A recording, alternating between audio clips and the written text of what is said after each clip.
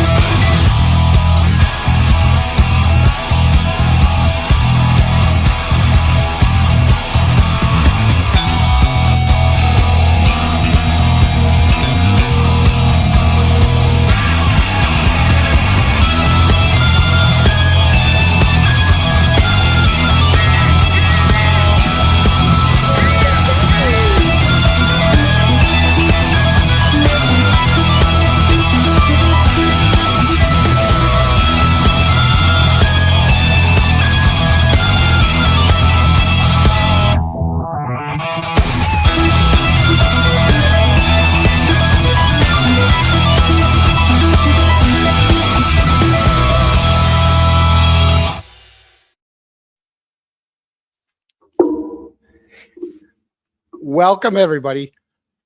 Ladies and gentlemen, boys and girls, everybody of all ages, welcome to Canton Chronicle Sunday Night Live. I'm your host, Jonathan Camo. People on Twitter know me by my Twitter name, Dixie Normus. And I am here with my co-host, Eric DiGirolamo. How you doing, John? Good. Did you freeze up on Eric, me? sometimes. What's that? You look like you froze up on me for a What's second. that, Eric? Oh, Can you hear I me? probably am. I mean, I tried to, nope. Did I? No, I can hear you. I can hear you. Am I frozen? Am I frozen? No, you're fine. Okay. I tried to shut off anything else that I'm using. I shut my phones off the Wi-Fi. I closed off any other window. So it is what it is. Okay. Sorry. This is the best you're getting out of here. So You're not I'm blurry. You're sweating not like a blurry today, bastard. John. I'm not. I'm No? sweating like a bastard. It's hot in here today. I got the you see, I got the cronk board. That'll come in handy later. Hello, all the cronks out there. Thank you for tuning in tonight. We have a great show tonight. Sometimes when all this information comes in and we see how much news comes in order to process it all, you have to sometimes go back and see where we were, before. But so I went back and I have a lot of stuff that I want to present to everybody tonight. And I guess the best way is to do it in chronological order. And it goes with, you remember how everybody called us crazy 3 years ago for just asking questions, and they labeled you a conspiracy theorist, right? And then all of a sudden, over the last 3 years, right, you get the Proctor stuff, you get the Sean Good stuff, you get the all the depositions that they're fighting depositions left and right. You got Colin Albert fighting the deposition. You got Helena getting she has to retire, and it's like pulling teeth to try to get any kind of records on her. And then all the audio and texts come out between Proctor and Good, and the Sally Port still has they're still talking about the Sally Port to this day. And now Five Stones, remember, they thought they got out of town with a cool little paycheck, and they thought they were clear of all this drama, but they're still being analyzed. So the amazing thing is that it's not that people are still asking questions. The amazing thing is how many questions we still don't have answers to. So most people use, I mean, Eric, you like to use Fox, right? You watch it, you get your news from Fox, probably, John, right? John, don't label me a Fox guy. I used to be Well, a Fox I guy, mean, but I've given up the mainstream media the last couple of years. Well, in the morning we flip back and forth between the Fox or Channel 10 Depending, we have a morning, we go back and forth, right? Well, for the past few months, I've been getting my news from another source. And I like to call it LTV. LTV? LTV. Yeah. Where can I find this LTV? Well, you can find it on YouTube. I see it on Twitter all the time. And that's basically loophole TV. Okay. I'm getting loopy with it. And so I get my news, just like everyone else, from the loophole. So let's start with, I get mine from Grant. Oh, I get mine from Grant too. Grant and the loophole. Those are the two I get it from, right? So, so I don't know. Let's start with this one. We have the deposition of Michael Proctor. We have 6 depositions that are currently scheduled in the future for the following 6 individuals who are major witnesses in this case from my client's perspective. Brian and Nicole Albert, Jennifer McCabe, Matthew McCabe, Allie McCabe, and Brian Higgins. They've been noticed and subpoenaed for a month. Last night at 9:35 p.m., we received an email from the single attorney or firm that is representing those 6 individuals telling us none of them are available for the dates on their subpoenas. And with one minor exception, none of them are available prior to July 20th. The only pending one right now is a motion to compel production and deposition of Colin Albert. It's likely that you'll see similar motions relating to the 6 other individuals that I listed. Did the notice of unavailability indicate any reason? It says, with respect to the depositions, our clients are not available on the dates proposed in the subpoenas. And then their availability is as follows: almost entirely July and late July and August. Colin Albert refused to appear and refused to produce documents. Eric, you know what Colin Albert's doing to them? Slow rolling it. He's giving them the big FU. That's what he's giving them. That's what Colin Albert thinks of depositions right there. Hey, take that, deposition. Oh, let me go back. Sorry. Motions relating to the 6 other individuals that I listed. Did the notice of unavailability indicate any reason? It says, with respect to the depositions, our clients are not available on the dates proposed in the subpoenas. And then their availability is as follows: almost entirely July and late July and August. Colin Albert refused to appear and refused to produce documents. His attorney said he was unavailable, and then out of the blue said, now he's only available for another 7 days, and then he's gone for the rest of your discovery period. Looks like Colin Albert. Colin Albert went from being in the house to in the army. You don't think the army will cooperate with those getting those depositions done? He's in the army now. Well, according to Loophole Lawyer, that I like watching that that Loop TV. That's not going to stop it. I would think that if he's in the continental United States, it's I guess a judge's orders are judge's orders. Yeah. He was in the house at one point in time. He was in the house.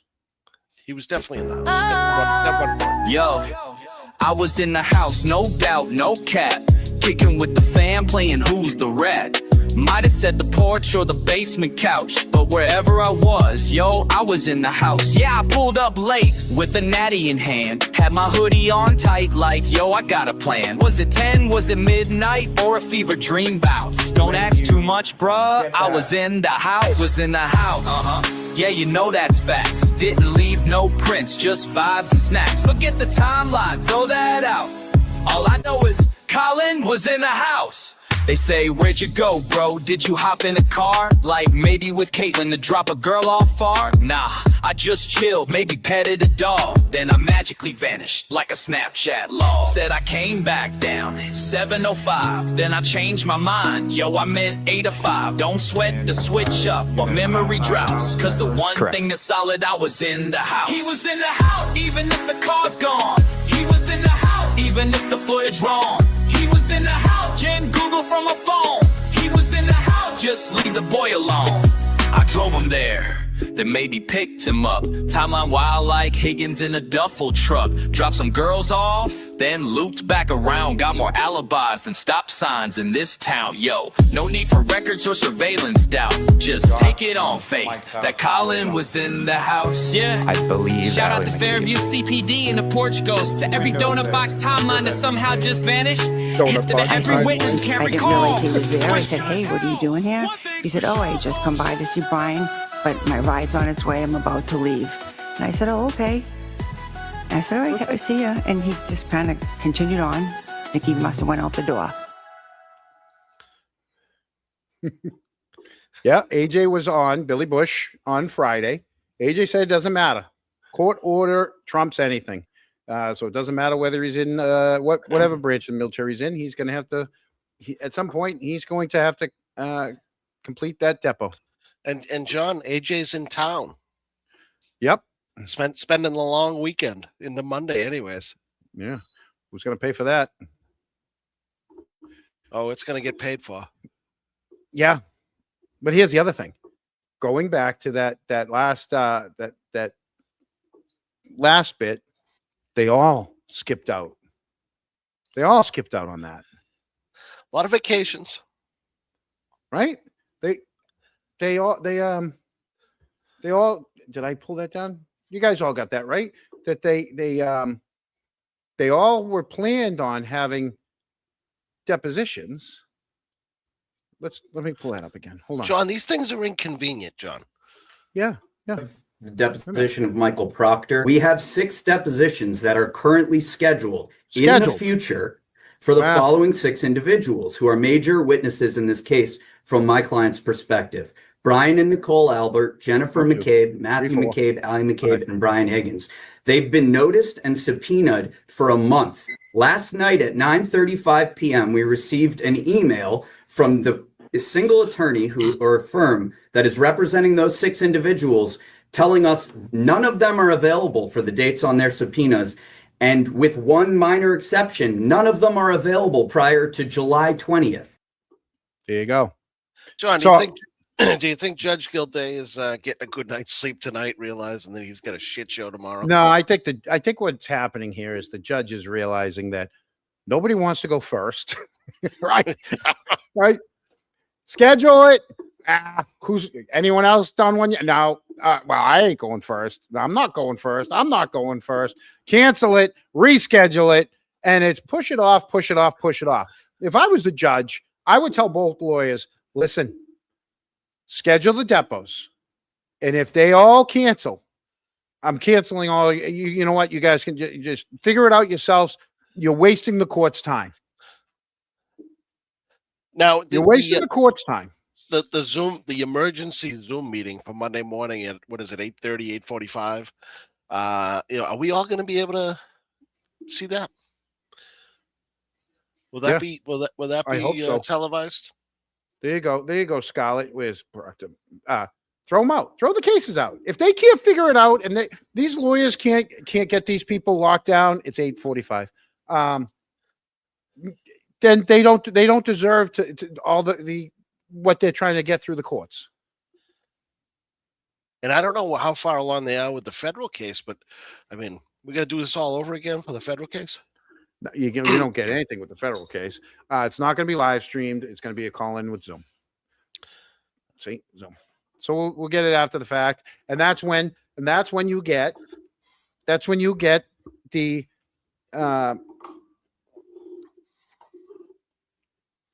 Ellis TV.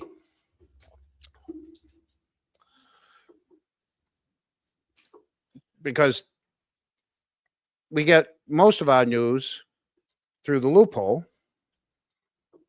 and then we get the rest of the stuff. I mean, he's the stuff that that Grant Smith Ellis puts up is amazing. He's always getting all the Zoom stuff. And he's So- on it. He's on it all day, every day. So, yep. So I think I'll be tuning in to Grant Smith Ellis tomorrow. Yeah. If Proctor's in a gurney, we'll know where he is. I know he was at a school function just the other day, so I don't think he's too far away. Unless he's flying off the day before. Towel. There you go. Towel news. So you got the loopy news and you got the towel news. That's how I get a lot of my Owl stuff. News these days. Network. Towel News Network. So the other thing is for folks at home, the Michael Proctor delay, right? Let's pull this up.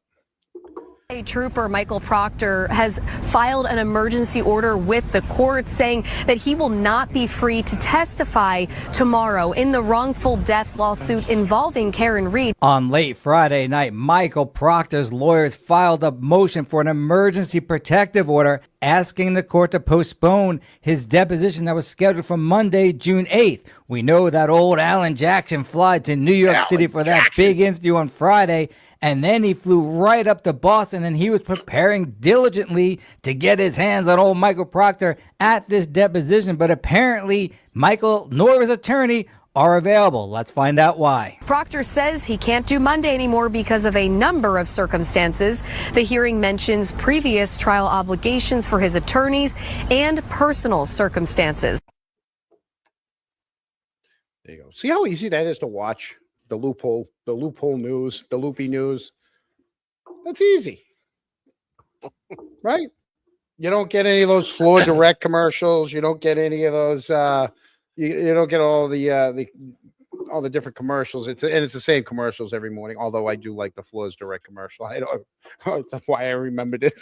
Yeah, you know, there's some car. There's also a car commercial. Oh no, it's the Toyota commercials. The lady in the red. She wears the red and black. So those are the two commercials that are on Channel 7 every morning. You really Yeah. do watch the news. Well, yeah, we watch it from 6 to 7 before the guys all 5:30 to 6 we watch it. 5:30 to 6 before the guys go down. Just really for the weather. Yeah. Yeah, I look at the weather map on my phone. Oh, well. I watch Deadliest Catch in the morning. Oh, wait a minute. Who's the weather person on Fox 25 in the mornings in Boston? It's Sherry Spear. We watch Sherry Spear. Yeah. So, but now I watch the Loop. I watch the Loop TV. Back to Proctor. So this isn't the first time he's done this. Probably not going to be the last, John. And it's not going to be the last. Right? Remember, you guys remember this one? He thinks he's above the law. So he was served in hand. He was told to be here this morning. Instead, his attorney showed up and said he left on vacation on Saturday. The vacation was planned, I understand, a year before. Yeah. A lot of vacations. That was that was the hearing. That was the hearing in which this happened. I have another case other than Mr. King and Ms. Gardner's case where a state trooper didn't give you search warrants that you had been asking for since before indictment. Objection. Overruled. Not that I recall, no. How does he feel sitting in that seat? How did he feel sitting in that seat? What a view of him sitting right there, huh? I didn't expect him to recall. No. It's a theme. Yeah. And so he did it at the Miles King hearing. He's now doing it at the Karen Reed hearing. We heard what she said. He thinks he's above the law. You know, attorney Scott Piccio had other questions regarding Proctor. this protective order is ridiculous. He doesn't meet any of the conditions for which a protective order should issue. He's not a victim. He doesn't need protection. No one has threatened him. He says some vulgar, disgusting things that apparently repeatedly from 2014 to 2022, and shares it with his friends like it's please pass the buck. That's the tone of these conversations, Judge. And so the protective orders, for my purposes, are interfering with my client's ability to get a fair trial. Right now, my client, Mr. Johnson, is housed at the Norfolk County House of Correction. We moved mountains to get him access to what we call the Proctor materials. And right now, there's a 4,400. The Proctor materials should be now the Proctor, the good Proctor materials. His phone, and there's additional information, close to 70,000 documents that he has to review. Right now, he gets 2 hours a week to review them. He's got a November trial date. It's not going to happen, Judge. It's taken me almost 7 months to get through the bulk of what was happening with Trooper Proctor. So I'm here again, Judge, saying that this man should not be treated any differently than any other witness in any other case. Why are we protecting him? Why is the Commonwealth protecting him? Why is anyone protecting him? The public should get to know exactly who he is and what he's done. They do that with any witness. If it's a regular witness who appears before any judiciary body and they've done something wrong, they have criminal records that they plaster all over the front page of papers, nothing like that is private. And so why are we considering this private in this case, Judge? And that's really the issue that I have. And I've also, we're not arguing today, Judge, but I've filed motions in both Mr. King and Mr. Johnson's case for materials regarding Mr. Proctor's hiring, Mr. Proctor's application, Mr. Proctor's, whoever reviewed that application, any of the exhibits to that application, and then any and all of his training, because I think his lawyer said it best. Our point is that he's biased. It's certainly against black and brown individuals.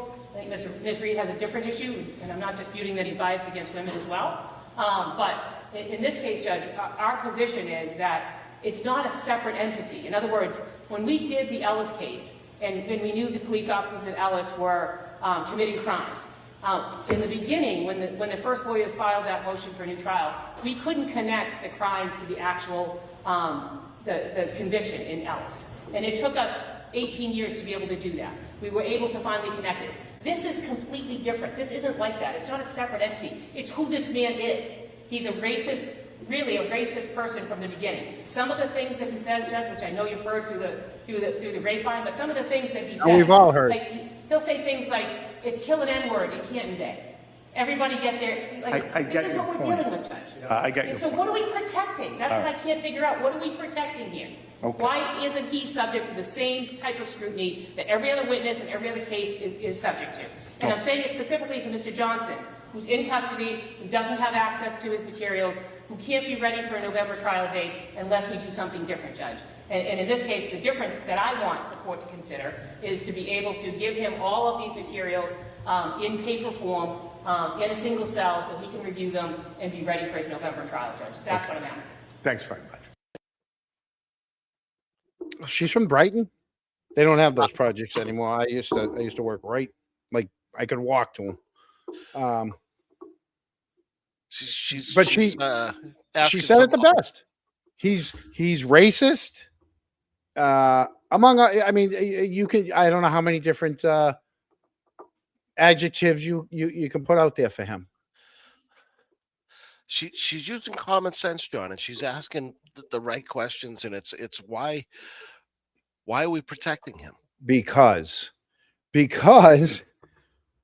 when all these get out, okay, think of the amount of cases that they're going to affect. Mm-hmm. Think of the amount of cases. So you have Proctor with the Mass State Police, anything he's touched, and now you have Goody with anything. I know. Oh, you know what, Karma? You're moving ahead in the show. They're out. Karma, if you think those texts are out, okay, just want to give you something else. seen the tip of the iceberg there? Exactly. Oh, that looked pretty big, that tip of the iceberg. Yeah. It's yeah. You know what? Well, Some of think you about guys it. got There's the motion that, or the information that Karen and her attorneys put out there was what, less than 100 pages of documents, and Rosemary's talking about 40,000. Yeah. 44,000. 44,000, I think, is the number. She might be I'm- conservative at that number. You never know. I'm trying to read the text as fast as I can. I mean, this is a Fast and Furious show, folks. So, I'm getting some of them. Like I said, Eric's in charge. Eric's supposed to be in charge of throwing them up there for us. But yeah, this is just the tip of the iceberg. There's more to come. I saw a post that I had to make a comment on, just a little comment that that somebody basically said that we haven't seen everything yet. There's going to be so much more, and from my sources, I tend to agree with them. Yeah. I will say, probably about 2 weeks ago is when there was a shift in the winds, folks. There was a shift in the winds. More and more officers from different departments, I won't say which department, but they're becoming more vocal. And they're asking more questions, and they're asking people their thoughts. And we'll just leave it. No, I'm talking local areas that I think finally some of them are starting to chirp. So I don't know if there's maybe due to the severity of these texts, some of them are starting to say, what are we doing here? Just blindly supporting them. I don't know.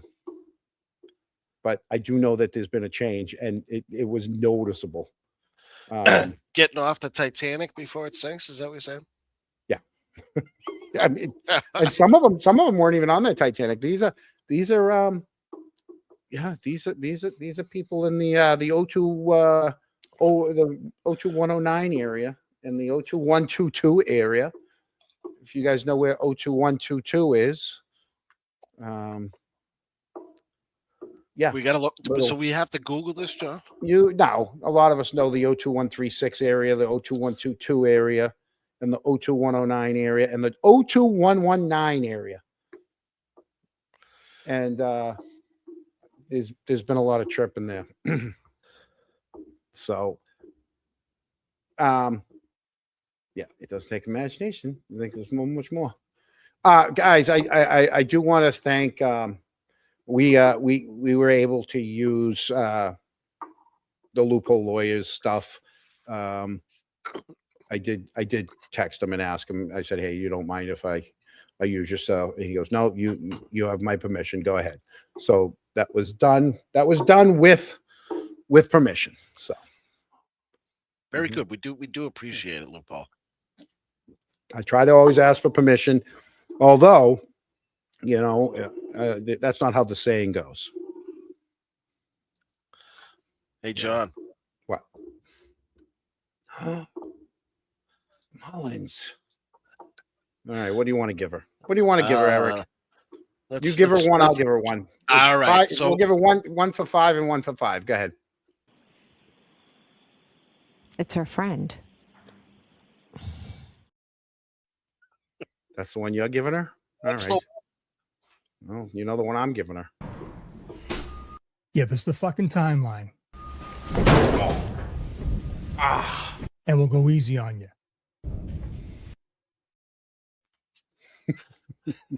Well done. Thank you, Mullins. Thank you, Mullins. Mullins is having fun. Where were we? Okay, so back to the back on pace. So with the amount of texts on Proctor's phone, I guess that leads us to his texting buddy. We had the butt dial buddies in trial one, you know, Brian Albert and Higgins. They were the butt dial buddies. Now we got the texting buddies here, Good and Proctor. So the town put this out just the other day, and I'm sure a lot of you saw it. We put that up there, and then Eric just kind of put us over to the side or something. I don't know. Let's see if you can put us. I don't know where we can. Maybe you can put us. I think we belong, John, I think we belong over here. I don't know. Put us on the side. So, so we're gonna leave this up for a minute or two. Okay. October of 2025. That's when Good's paid leave started. So they saw something bad enough to put him on paid leave. Not only that, they put him on no station access without an escort from the chief and no witness contact. But that's kind of vague. What is that? Any witness, like in that the town of Canton has had? Is that any witness in any case he's been on? Is like which witnesses can he not contact? Because they already got the texts. Is the witness Proctor? Who's the witness? Or witnesses. Or witnesses. Anyways, so they go all through the winter, and then in June of this year, this month, his resignation. Right? So the town puts this out. Let me pull this up in big and get my glasses. Hold on. I gotta get my glass. Hold on. If I'm gonna read this. You don't need the crock board or anything. No, I need my glasses. Oh, Okay. Oh, there we go. Why is it so blurry? Is that blurry for you guys too? That's blurry. Holy crap, I'm getting old. All right. The internal affairs investigation involving Sergeant Sean Good was initiated after the town. Oh, thank you. Look at that. Oh, those are nice. I like those. Ah, look at that. Amazon $2.99. And they work. The internal affairs investigation involving Sean Good was initiated after the town became aware of inappropriate text messages through the district attorney's office October 24th. Okay. Upon learning of the messages, the town placed them on administrative leave. And then they opened an internal affairs investigation, and they had an outside investigator come in. However, the town did not and still does not possess the messages themselves. Yeah, but the rest of the world does. The rest of the world's got them. The town still does not have them. How's that look, huh? It's every news station has them. Grant Smith Ellis has them. Loophole has them. Everybody's got them. Except for the town. The town's the only one that doesn't have these text messages. Should we forward them? I know. Them Maybe we should send the town the messages. Hey, heard you don't have the messages. We'll give them to you. I bet you Grant's already on it. Grant, if you're watching, forward the town. Grant Smith Ellis, if you're watching this, please forward all the text messages to the town so that they can have the text messages. The town's outside investigator was granted access to the messages in December, subject to a court-issued protective order that strictly restricted dissemination of the messages. Well, they're out now. John, when do you think that Chief Perkins was aware of the text messages and the content when he had to come out with, or I believe he was the one that put out the second statement back when Good originally went out on leave? Because they remember they put two statements out back then, and one wasn't strong enough, so they came out with a second one. if they didn't have the text messages, how did they know it was severe enough that he needed an escort? Right. How did they know the severity of this if they didn't have any of the information? I'm thinking that they probably, they may not have gone through 40,000 text messages, but Right. probably 100 pages anyways. I mean, they probably only needed one page to figure it out. I think after the first text, that would have been like, see you later, Yeah, kid. holy moly. Right. And don't get me wrong. I mean, goods were bad. They were. And then, Proctor just went tenfold worse. Yeah. The outside investigator was required to review more than 200,000 voice notes. Well, we heard some of those voice notes. I'm going to get into a couple of them. So they're real, folks. I saw a lot of people saying, oh, that's AI. That's not real. 200,000 voice notes. He not only didn't put it in writing, he put it in his own voice. Probably with date and time and all that stuff. And text messages back to 2013. As part of the internal affairs process, Sergeant Good's union counsel was also permitted to review the messages in full. Okay. So Goody shows his union lawyer. At that point, the union lawyer was probably, well, you know what? The union lawyers are probably saying, all right, hang on as long as you can. And then at the last moment, just fucking turn in your papers. Have them ready to go. Okay. Oh, yeah. Milk it to the end. Suck it up. Milk it as much as you can. And then say, sayonara. You'll know when it's the right time. Right. Again, Eric, I have this thing on full screen to read this statement. So you're going to have to be in charge of the comments. All right. But if anything good comes up, let me know. Good. Anyway, so the scope of that review combined with the limitations imposed by the protective order made the process time intensive. Yeah, no shit, Sherlock. Time 7 months. Well, actually, October to November to December to January, February, March, April, May into June, almost 8 months. And yes, I did just count those on my fingers. Sergeant Good was scheduled for an internal affairs interview, but refused to appear. The town then initiated termination proceedings and placed the appointment of a hearing officer on June 2nd select board meeting on the agenda. So they didn't say when that interview was that he didn't appear at, but it would have to be somewhat close to the time that they didn't just make this hearing back in March or April and then he didn't appear. So then they waited to right now. Like it had to have been within the last week or two that they did this. And then they said, all right, you're not showing up. We're going to terminate you. Well, here's the thing. In trial 1, when he testified, he was at 18 years. Mm-hmm. Okay. So, that would put him at what was trial 1, 2024. Yeah. Yes. Well, he started working for Canton, I believe, in 2007. Isn't that right?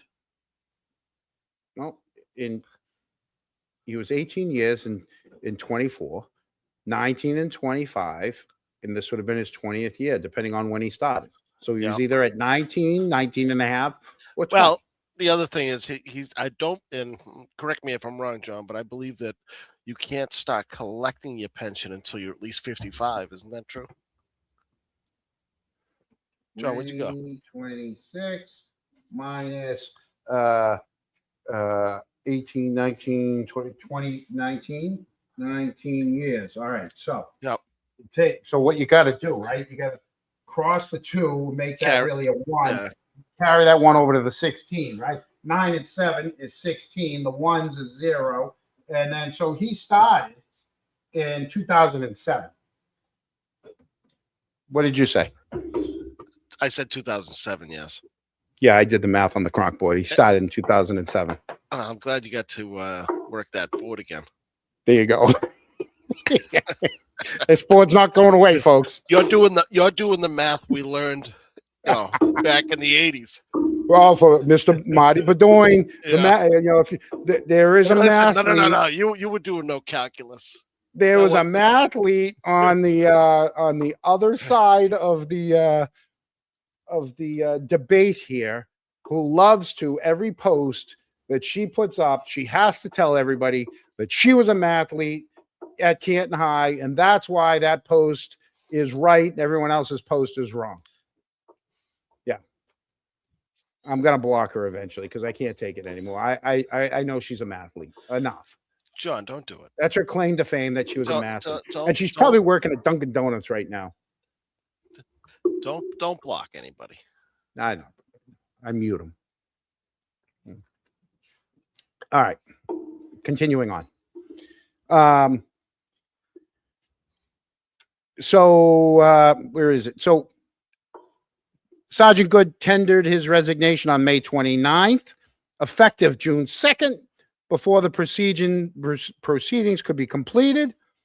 Under Massachusetts civil service law, the town is required to conduct a full hearing before terminating him. His resignation occurred before the hearing could take place. And this is the good part. Good. The internal affairs report will be released when finalized and will be a public record, subject to legally required redactions. Oh, geez, they're going to block out half the freaking thing, right? You're going to get the date. You're going to get the date. You're going to get Sergeant Good. You're going to get a giant black blob on the ground. And then you're going to get, and that's our decision at the John, bottom. will the post commission get one that's redacted, or will they see the Yeah, it says it right here. Yep. The report will also be provided to the Peace Officer Standards and Training, which is post. Yep. Yeah. And this is when they get claims that the town knowingly ignored misconduct or failed to take these allegations seriously are incorrect with the actions taken. Upon learning of the allegations, the town promptly removed him from the workplace. They got an independent investigator, and they pursued the appropriate personnel action based on the information available throughout the process. And the messages are abhorrent, deeply offensive, hateful, do not reflect the values of the Canton Police Department or its members. They probably should have put current. Right? They should have put current, because we can't verify what any of the past ones are, because they all jumped off of that ship like rats before it went down. The men and women of the Canton Police Department are entrusted with serving every member of the community fairly, professionally, and with respect. Yeah. They are entrusted with that, but are they doing that? There's a difference. There's a difference. They're entrusted, but are they following through with what they're entrusted?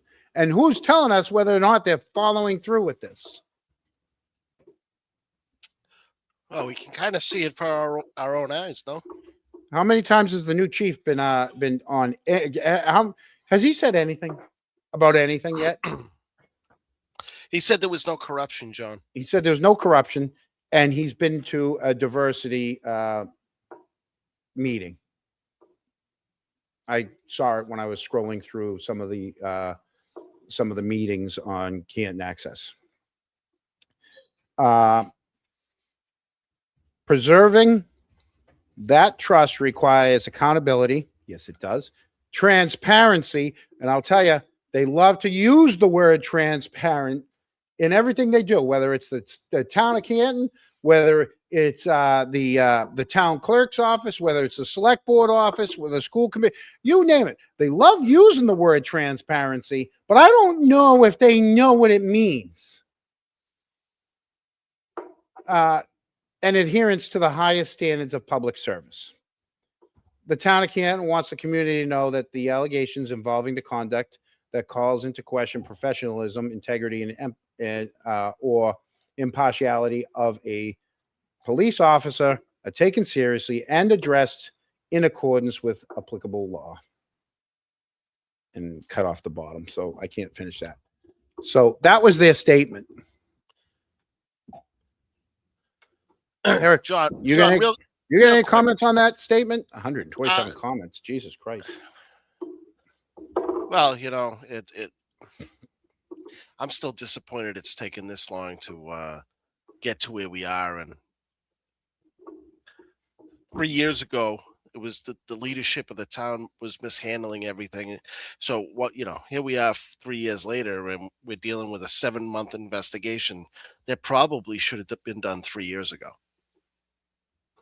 And How do you go, Eric? How do you go from a trusted officer to an escorted visitor? And if it's that bad, why would he be trying to get into the police station anyways? Why wouldn't he And be staying away? if it's that bad, why was it paid leave? Yeah. You Well, know, probably- it's that's I probably mean, we've a, seen legal- the tip of the iceberg, but we can probably, I mean, I hate to assume, but it's going to get worse.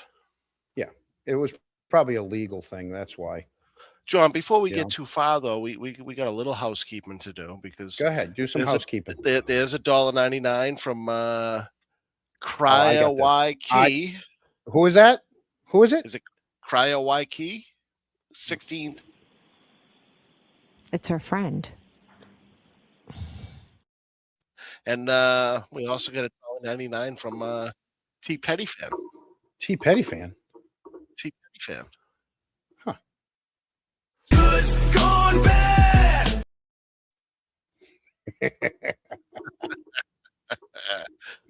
All right, back to the show.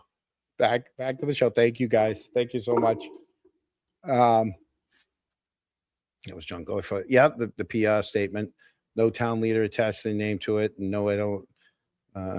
Yeah, I'm reading the comments real quick, because I when I clicked off of the giant screen, I saw 127 comments that I missed while I was reading that You statement from the town. You didn't just read them all, did you? No, I'm scrolling through quick. I should, right? I probably should. I mean, you're supposed to be watching. John, for do me you because, know the answer to this? what? How close to 34? Yeah. Yeah. Like what? 4 minutes? 5 minutes tops? You notice he was allowed to shut off his dash cam, or they cut the dash cam footage of him going to his house. How about this? How were they allowed? Okay. If in the process of a crime, he went somewhere to go get a piece of equipment and come back, why was that not allowed to be recorded? Ask that question again for me. Okay. You get called to a scene. Mm-hmm. You're an officer. You leave that scene to go get something to go back to that scene, Mm-hmm. but you're allowed to shut off your camera, your dash cam. Why? Well, are those cams on the entire time a car is running, or is it just when the lights No, are on? when the blue lights. when the lights are on. So the blue um, lights have to be triggered for the cameras to be on. So you're not going to go to your house with those lights blue on, lights on. and Right. wake up all the neighbors that early in the morning. Well, then why did you go to his house? Why wouldn't you go to the police station? They didn't have a leaf blower at the police station. They didn't have a leaf blower at the DPW yard. Could they have called the DPW down with a leaf blower? Remember when the Casey accident happened on Pleasant Street? They called the DPW for the tree to cut the tree up. Well, you know, everything was happening so fast, John. You know, they Yeah, they it's were- happening they were- fast. But they were why are thinking you on the using fly. personal? Now you've included not only the red Solo cups from Tommy Kelleher, if we can, which we still don't have any proof other than his testimony that he went to Tommy's house to get them. Right? Mhm. How do we know? How do we know Goody didn't get them from his own house and they just wanted to keep his? Say he ran into the house, grabbed the leaf blower, and his mother gave him the the red Solo cups, and he ran back down with them, but they didn't really want to include the mother in it, so they said, let's just use Tommy Keller at his house across the street. I'm just saying, these are questions I'm asking. Why are you including personal stuff into a crime scene? And can you imagine that there's two law enforcement officers that live across the street from one another? You've got a all kinds of emergency vehicles at the house, and neither one of them comes out of the house to say, hey, what's going on, or see if they can help. Both sides of the street. That same question has come up recently. Yeah. Tell me about it. That question comes up a lot with people that in law enforcement. And just leave it at Right? that. Yeah. Yeah. We leave it at that. We don't give away anything. We do not. Hey, you know what? Our chat is amazing because we're gonna get to them too. They're in here. They're all in here tonight. You know, we still have to get to Five Stones. We still have to get to Helena. We still have to get to, we got a lot to get to still. So, John, do you think that we should reach out to Five Stones to see if they want to come on and explain their report? You mean the union lawyers? Because that's what that's the impression they gave me when I watched that meeting.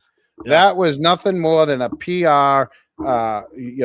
They had every excuse in the book for them. I've got questions for them. Not turned over, uninterned. But let's get back to let's keep this on the tracks tonight, so it's not a 3-hour show.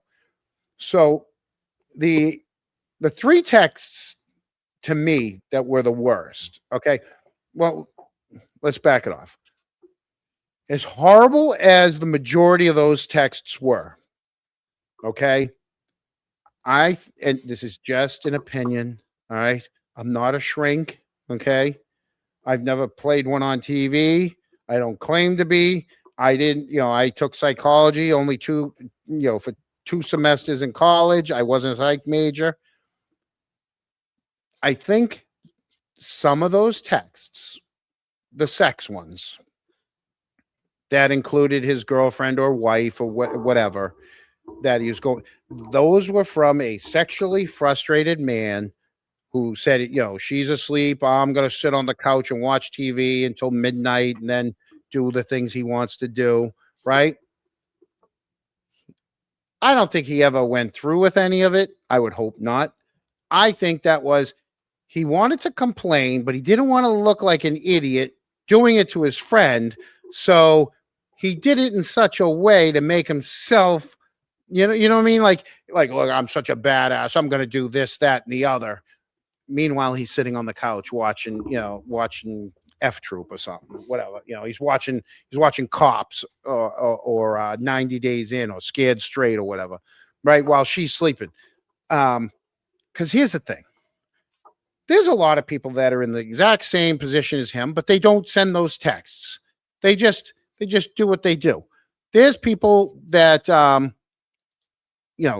both people are working in the, Eric, we grew up in the generation that the majority of us, one parent worked, the other one was at home, right? Mm-hmm. Yeah. We grew up in the generation that the parents were able to go to I played hockey. So, parents, we were at both my parents. Well, my father was a coach and, my mother was in the stands.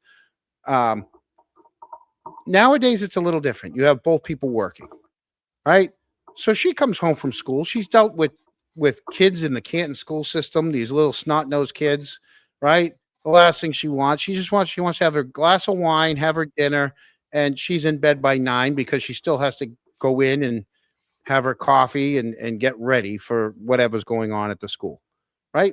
He's dealing with all his cop issues, whatever he's doing, all the bad stuff he sees, the little snot nose. Yeah. So, right. They've stopped talking. They've stopped dating. They right. It's now a business. They're running that house like it's a business, right?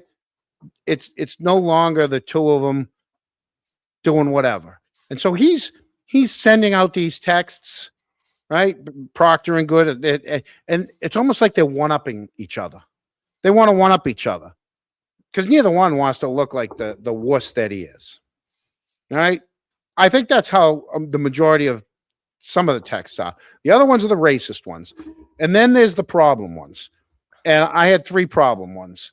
The first one was the one where he wanted to do something with a billy club and put some white powder on someone so they catch a charge. I'm sure everybody's got a problem with that one, right? Because whether he's joking or not, now you have to think he's capable of it. Well, how many people are in prison right now because of it? I mean, Right. I know you can't answer that question, but there's probably more than one. Yep. Secondly, with that, if he's capable of it, where'd he get it? Well, the 3 problem ones are with I should extend that. The 3 problem ones are with respect to the town and to the state police. How's that? Like that the town should have problems with, or the town's going to be paying a lot of money out to. The other ones are the racist ones, and the other ones are the sexist ones. The other one is, it's racist. The one with the 4-car accident. Take your time, right? There you go. The don't rush one. You got it. That's the other one I had a problem with, right? I shouldn't even say it's one thing to say the things he said, but then now he's linking it to actual stuff that's going on. But that one's Proctor to Good. That wasn't Good. So, I mean, we probably should say who's saying what, right? Each one. Yeah, I'm not minimizing them. No, I'm not minimizing them. Like I said, we probably should say who's responsible for each text on these 3 ones that I'm really talking about. Sure. And the other one that I had a problem with is the Bob Kraft one. I wonder if anyone wants to FOIA request Foxborough or the town of Canton's reports to see how many details did Sean Good do in the last couple of years down at Foxborough? Because he's willing to take money from Bob Kraft and then text people about that. Have you seen him working details down there? A lot of them work detail, and we're going to get it. And we're going to get into the detail thing down there too, because that's going to come into play with Helena, because we know Helena works details down there. Sure. Mm-hmm. Yep. And that's an easy thing to do. We can easily find out if Goody was sworn in at Foxborough Stadium, and we'll get into that in a couple minutes. But yeah, it's a very easy thing to do. All right. So those 3 are the 3. Did you have anything that you wanted? As far as text messages? Yeah. I didn't bring any to the table. I read enough and saw enough and figured everybody, people have seen quite a bit of this stuff. Yeah. North Shore, you wouldn't even need the work logs. What you can do is you could FOIA request the town of Foxborough and ask for what date Goody was sworn in 2024, you can do 23, 24, and 25. Because I said I was going to get into it later, but we can talk on it right now. Foxborough Stadium, because they use a lot of outside officers from other towns. On the first game of the season, I don't know if it's the preseason. I think it's one of the preseason games, but first game, what they do is they bring in all the officers, and there's someone from the town that does a giant mass swearing in, and they're good for the season. And then they have someone from the town each game after that. that gets any of the stragglers that might not have been there in the first week. So they always get someone. So the bulk of them all get sworn in at the beginning, and then as they go. So anyone that has worked down at Foxborough has been sworn in the town of Foxborough. So if you're going to work in the town of Foxborough, they're going to swear you in, and they go to the stadium and they do it at the stadium. You don't even have to go to Foxborough Town Hall. They do it there at the stadium for them.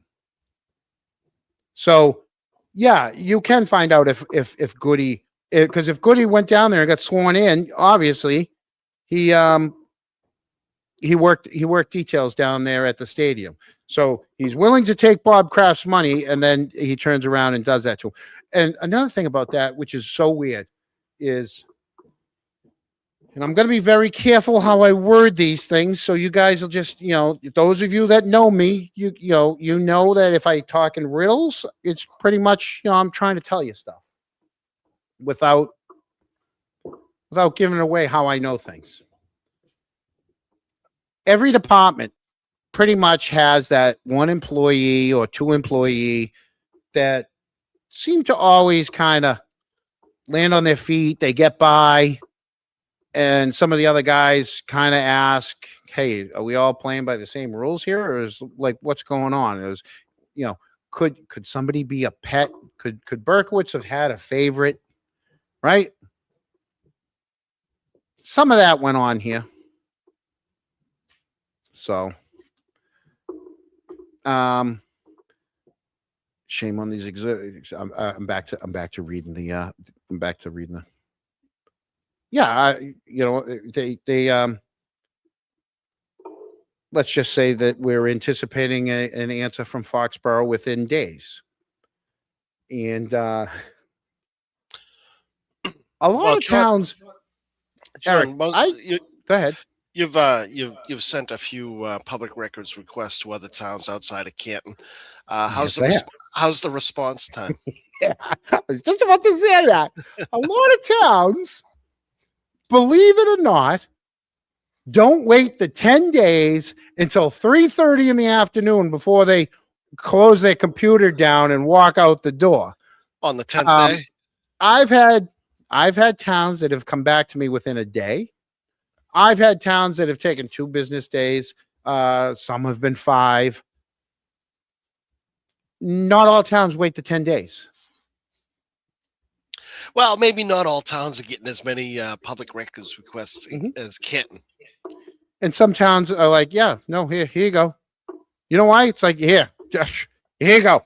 Do what you want with it. I'm out of here. Here you go.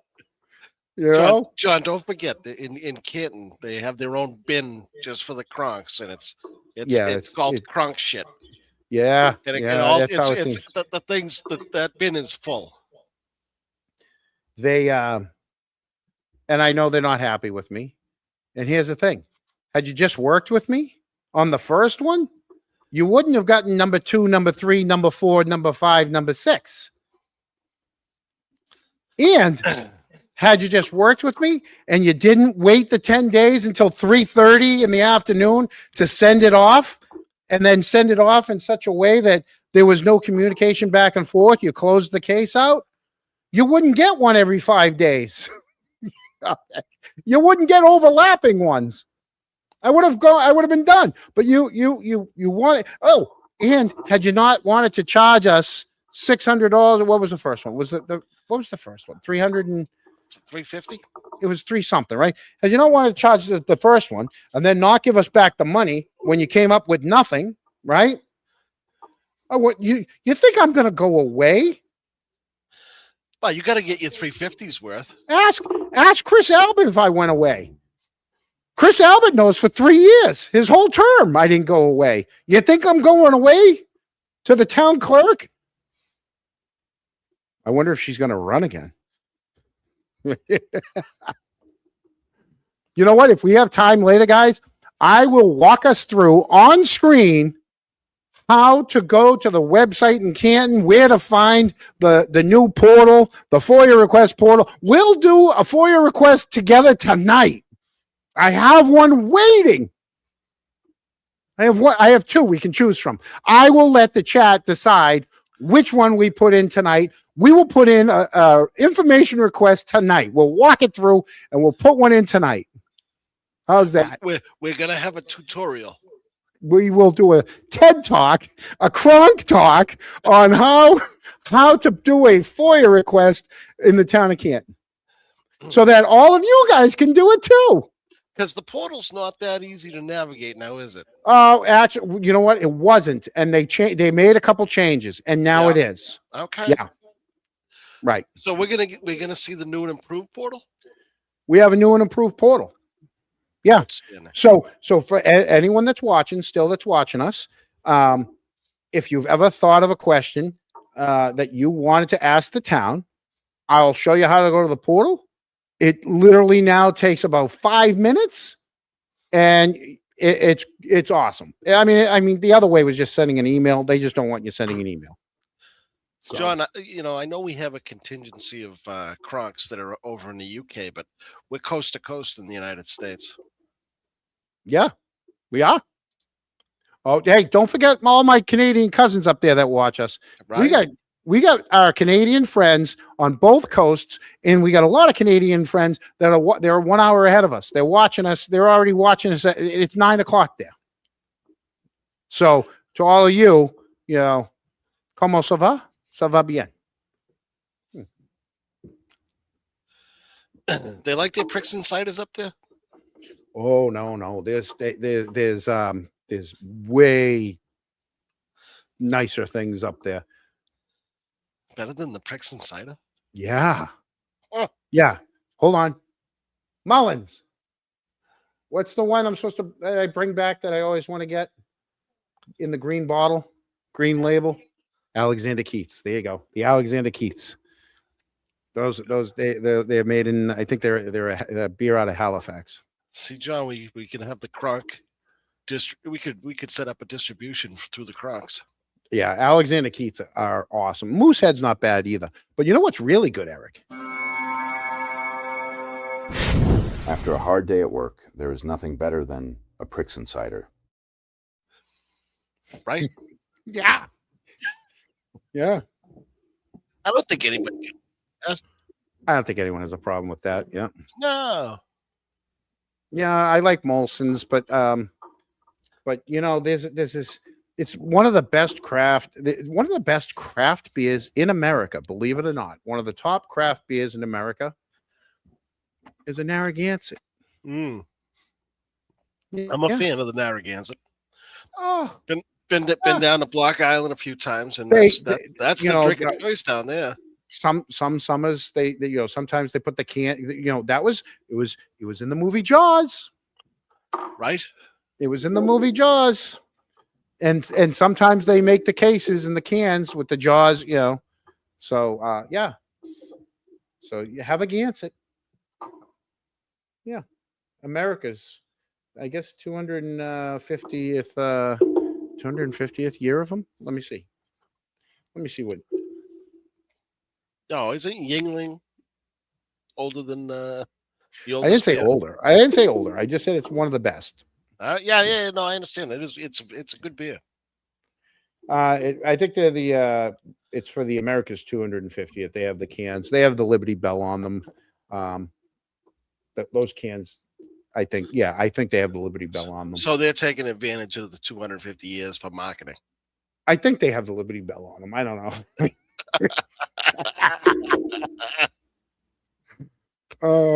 But here's the difference, Eric.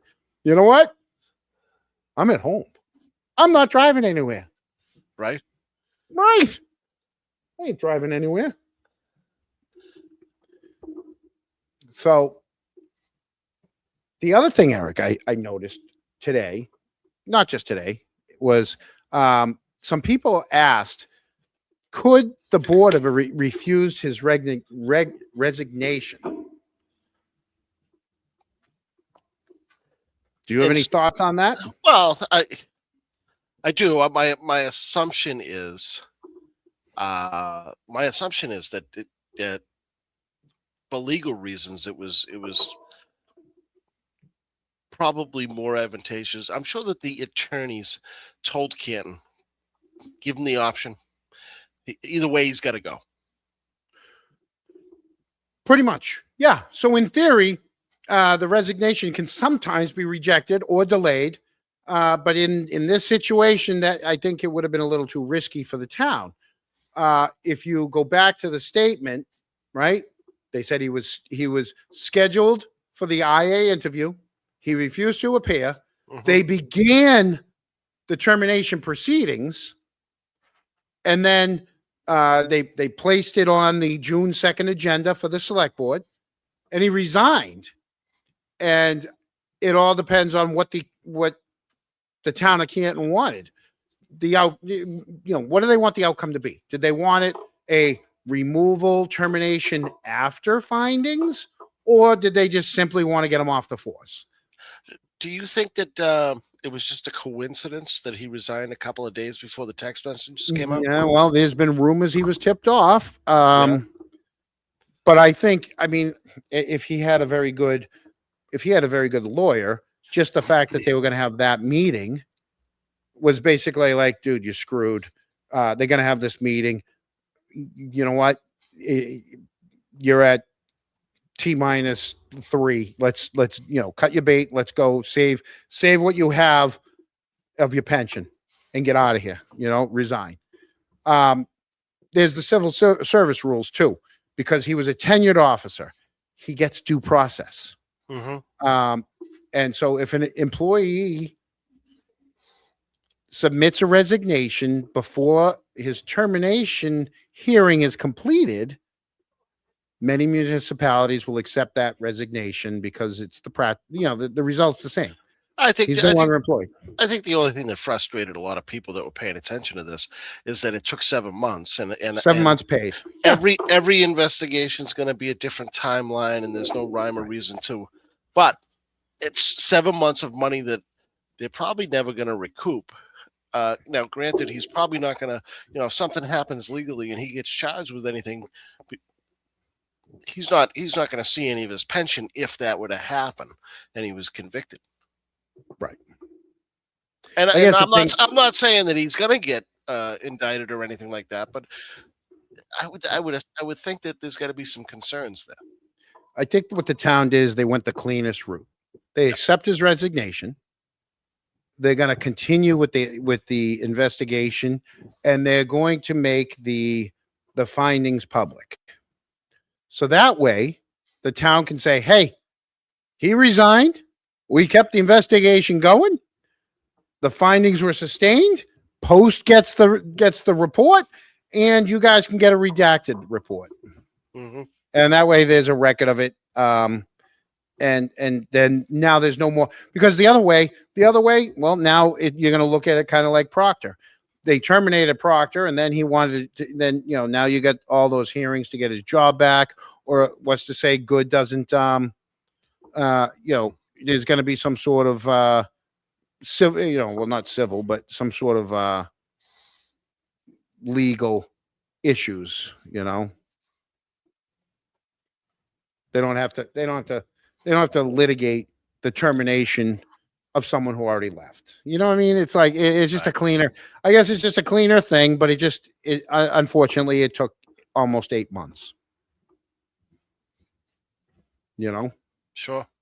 Yeah. Which brings us to something else too, since we're talking about that. So this then came up too, right? During the online stuff, somebody came up with this. Let's see if I can get that up there. There it is, right? Somebody said they were on their private phones. Can we see a 15-year extraction on your phone? The texts are horrible, but they weren't meant to be shared with the public. Proctor has no complaints prior to this, entitled murdering. You can tell this weed whacker lady, right? He paid for his texts. John, I'm not going anywhere. But Karen reads, doesn't matter. Because they started this with, they were on their private phones. No, they weren't. Especially Goody. All right. Let me pull up why I say they're not. Okay. Because let me get this down first. Sorry. Hold on, because I don't have Eric to run interference. Oh, there he is again. We got to pull this down, Eric. Hold on. Where is that? There it is. Pull that down. And then I need to pull this up. So this whole private phone thing is, right? Cell phones. Okay. So another thing that came out of the Five Stones, there was cell phone talk. Let's listen to this. Every year that comes up, so we've talked to the current chief of police about that on our committee, and what was told about the policy is, hey, officers don't want to have two cell phones. We have a policy directed by the leadership that says, hey, we're just going to allow you to use your personal cell phone, and we'll stipend you out on it, which was, I believe, maybe a result of collective bargaining. But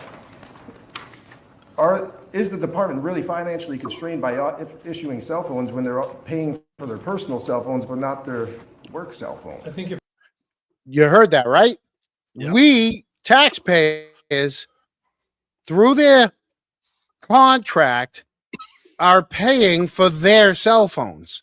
Those are the taxpayers' cell phones. They didn't want to carry two phones, right? They don't want to carry two cell phones. So they wrote in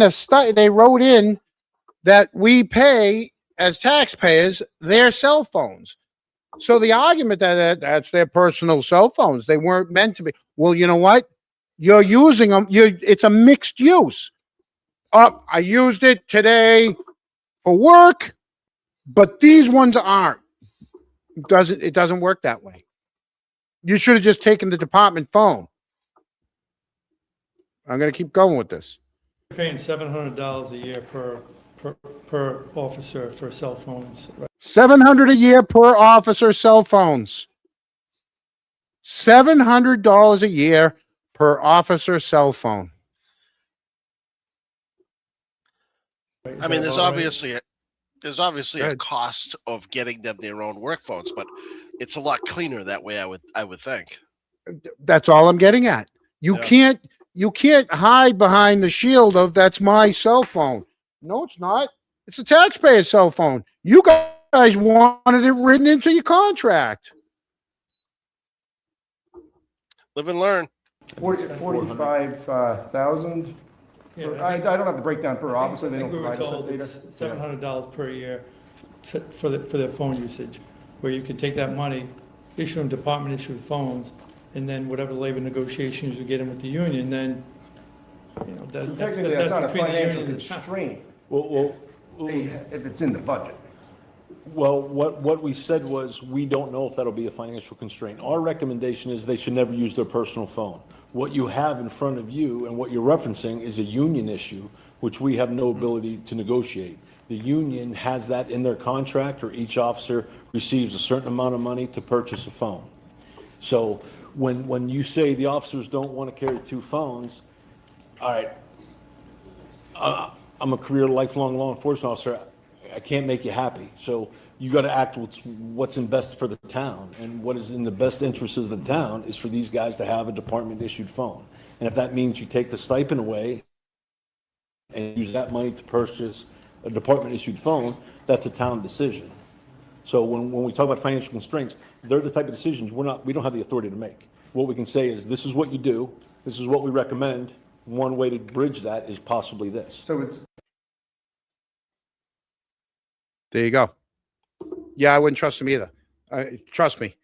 I saw enough of these guys that these guys, in my opinion, these are the guys that you call when you need someone to run cover for you. These are lifelong cops that know the system, they're spin masters. That's what this was. This was spin masters. Yeah, and the whole two phone thing, anyone that follows, that Dixie Normus on Twitter, you saw that at the bar at the waterfall. We zoomed in on Higgins using two phones all night. He had the front pocket phone and the back pocket phone. Let me see if I have it as quick as I wanted to see if I could get it quickly.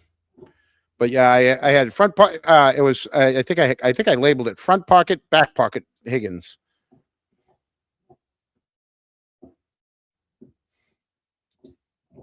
Eric, you still with me? Yeah, I'm with you, buddy. While I I look. was reading the chat. Like you Okay. know, you asked me to Just read the checking. chat and keep people awake. I do. What are you checking? What do you got going over there? Oh, here it is. Yeah, Brian Higgins. Right? He had his long drive back from New York, stopped to eat, then went into the Hillside pub to eat again and then drink. Here are the events from 10:30 to midnight. Right?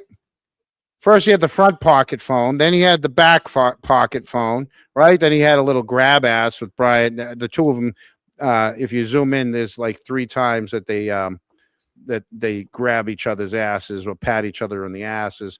Then there was a couple kicks. There was a couple hugs, couple fights. Play fighting. Yeah, but yeah. If you put in, if you guys want, you can see that I was able to watch him with his 2 phones. You know, so. How many these phones guys, you got, John? These guys, what's that? How many phones you got? I got 1 phone. I got 1 phone. Keep it simple. 1 phone. You factory reset it once a month, like I said.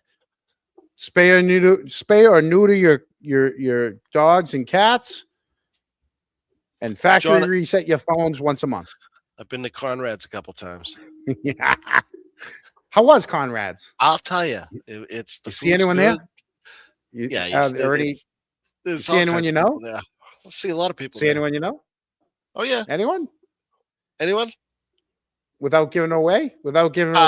Anyone that someone that could tell time? So a few of us, a bunch of us, the Canton Center standout on Friday that I attend from 11 to 1. Afterwards, we went to lunch, and one of the passer buyers who happened to give us the finger was sitting at the bar. We sat about 10, 12 feet away. It was nice. Oh, there you go. But I'll tell you, the food's good. DB, yeah. Oh, I love Conrad's. When I lived down in Walpole Center, there's a Conrad. Not even a block. It was 2 buildings away from me, and just the whole center smelled like steak tips. It was unbelievable. Yeah, Loved it had been many, many, many years since I've had the famous Conrad's steak tips, and they were just as good Friday as they had been many years ago. And they legitimately call them Conrad's famous, and they are famous.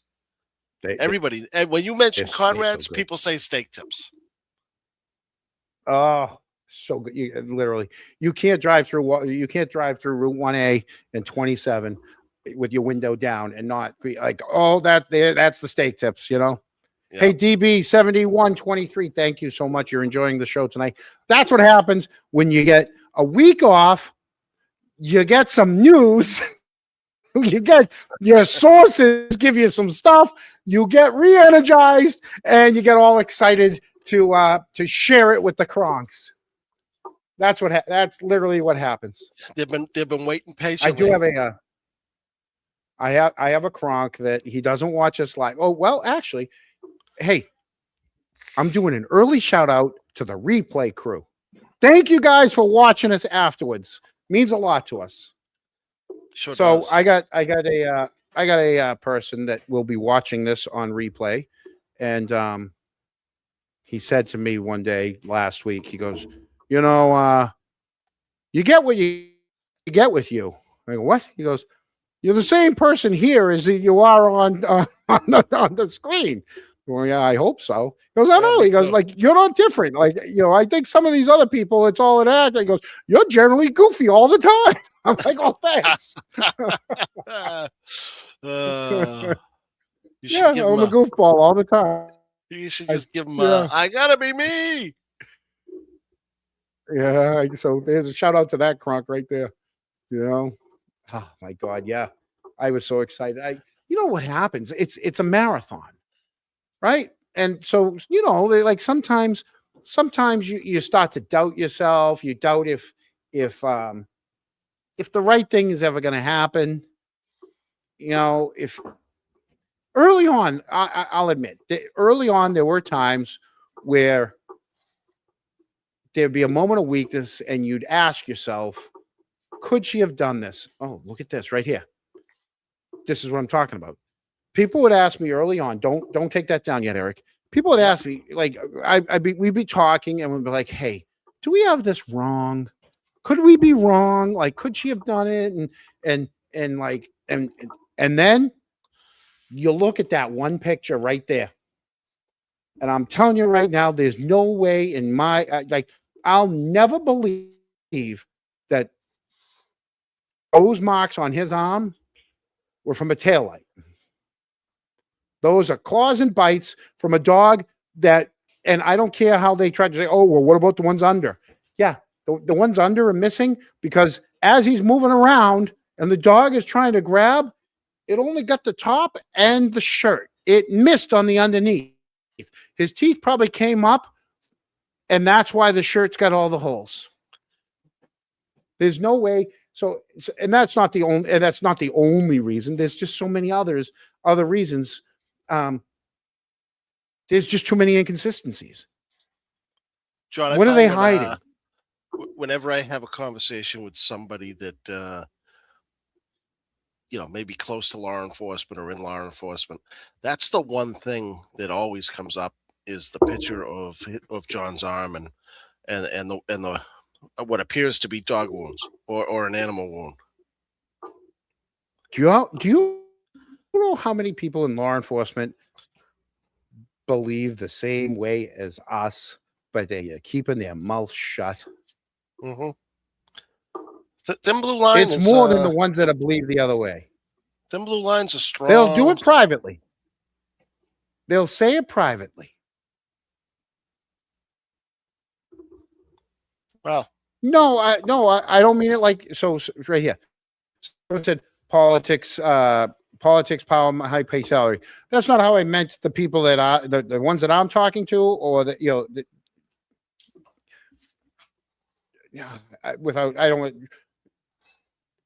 certain people that will say things privately. I'm not saying they want to rock the boat. I'm not saying they're following the thin blue line. I'm not saying it's because of their high salary. A lot of it is, and we've gone through it before too, is they're in a job in which they need to rely on their brothers. You know, they're also in a job and they don't want something to happen to themselves. Some of it's their safety. So, yeah, never on the record. Absolutely.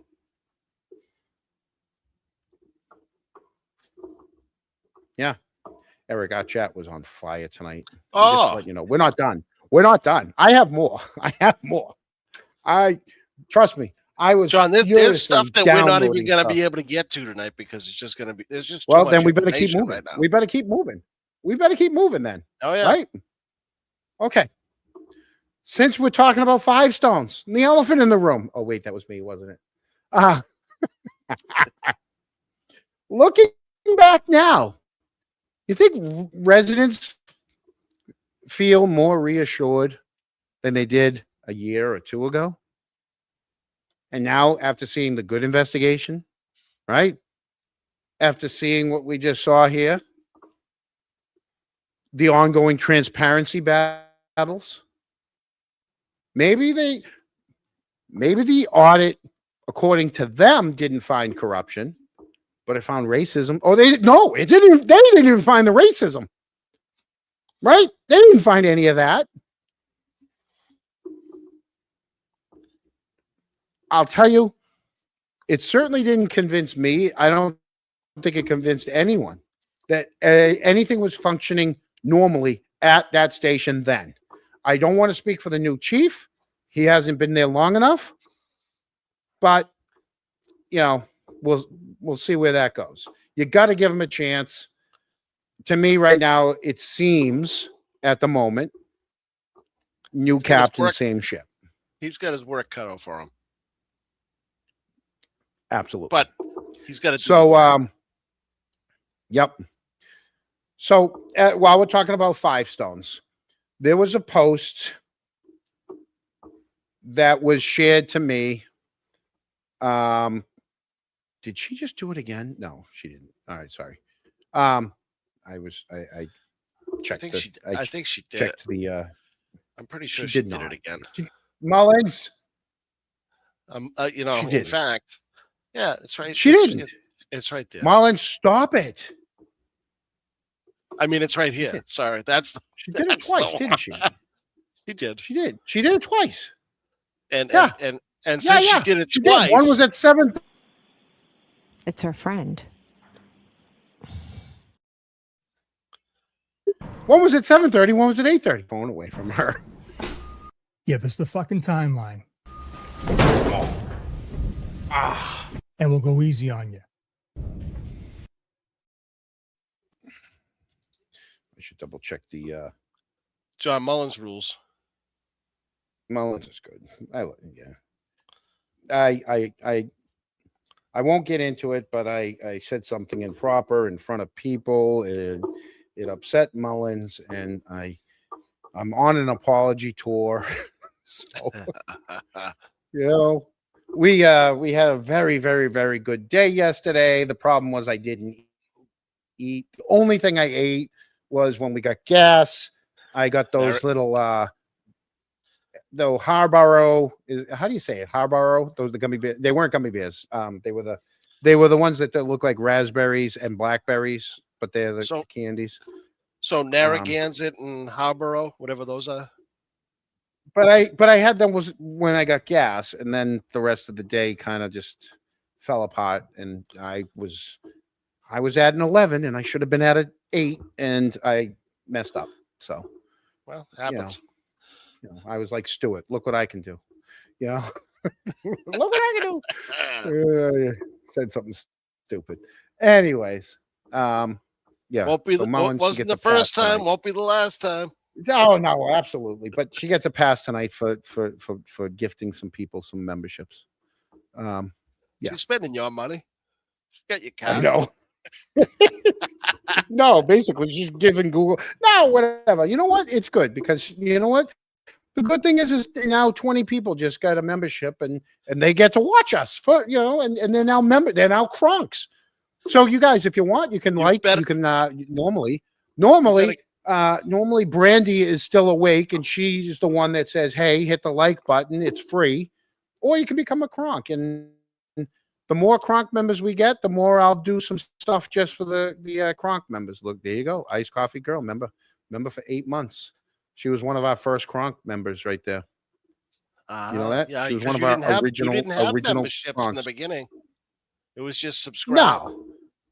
Well, now I was trying to offer something. Now you're grifting.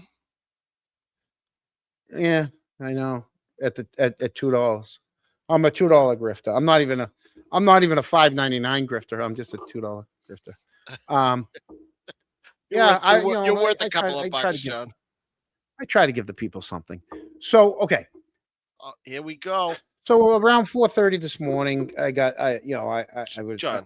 wide awake. Yeah. Oh, Grandma. I got this one. You Eric. got it? I got this one. I got this one. Grandma's getting a little. She's getting a little montage. Anyone? Inconceivable. How dare you? There you go. Eric. John. We did not play this one yet, and we still have to talk about it. Sir, I'll take your microphone away. It is not the right way. It is not the right way, John. Not the right way. The town wanted like $6,000 for emails because it's too vague, asking for the emails between Doc Stady, Sal Salvatore, and the town between a certain time frame that discussed that article when they were trying to shut that article down before it even got to town meeting.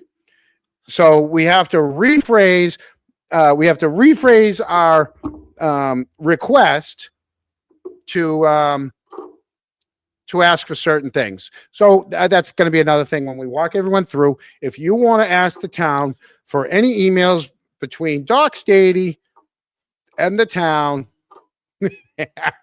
regarding that article about the moderator, you're more than welcome to join in. Yeah. Doc Stady John, appeared on do my you have screen. them on the clock again, or are they you've just given up on that one? No, I don't care. Eric, me give up. I'm just asking. I'm not making giving sure. up. So they're on the. Did I give up with Chris Albert when he crossed the Potomac? No. Did I give up on Chris Albert when he hid Pee Wee Herman's bike in the basement of the Alamo? No, I did not give up. I'm not giving up. There is no basement in the Alamo. Anywho, so let me pull this up.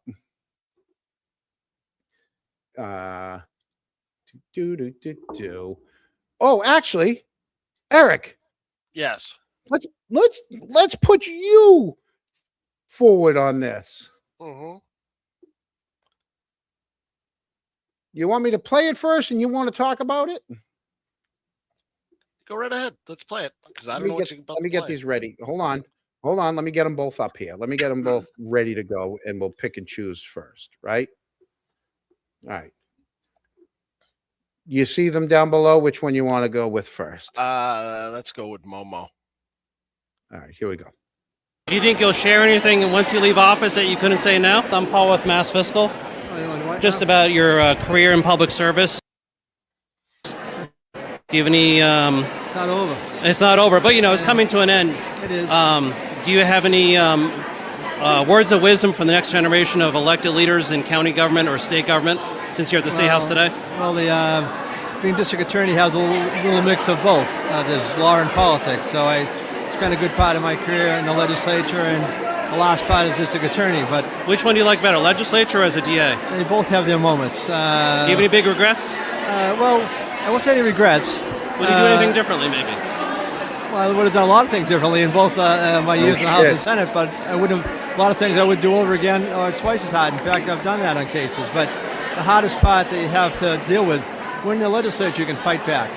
And so you get up and you and I can disagree, and you can say something, I can say something. When you're a district attorney, you often can't tell people everything you know because you then get accused of interfering with someone's right to a fair trial. Do you think you'll share anything once you leave office that you couldn't say now? Oh, yeah. Oh, yeah? You got a book deal coming up? No. No? No, listen, I'm just going to finish a term.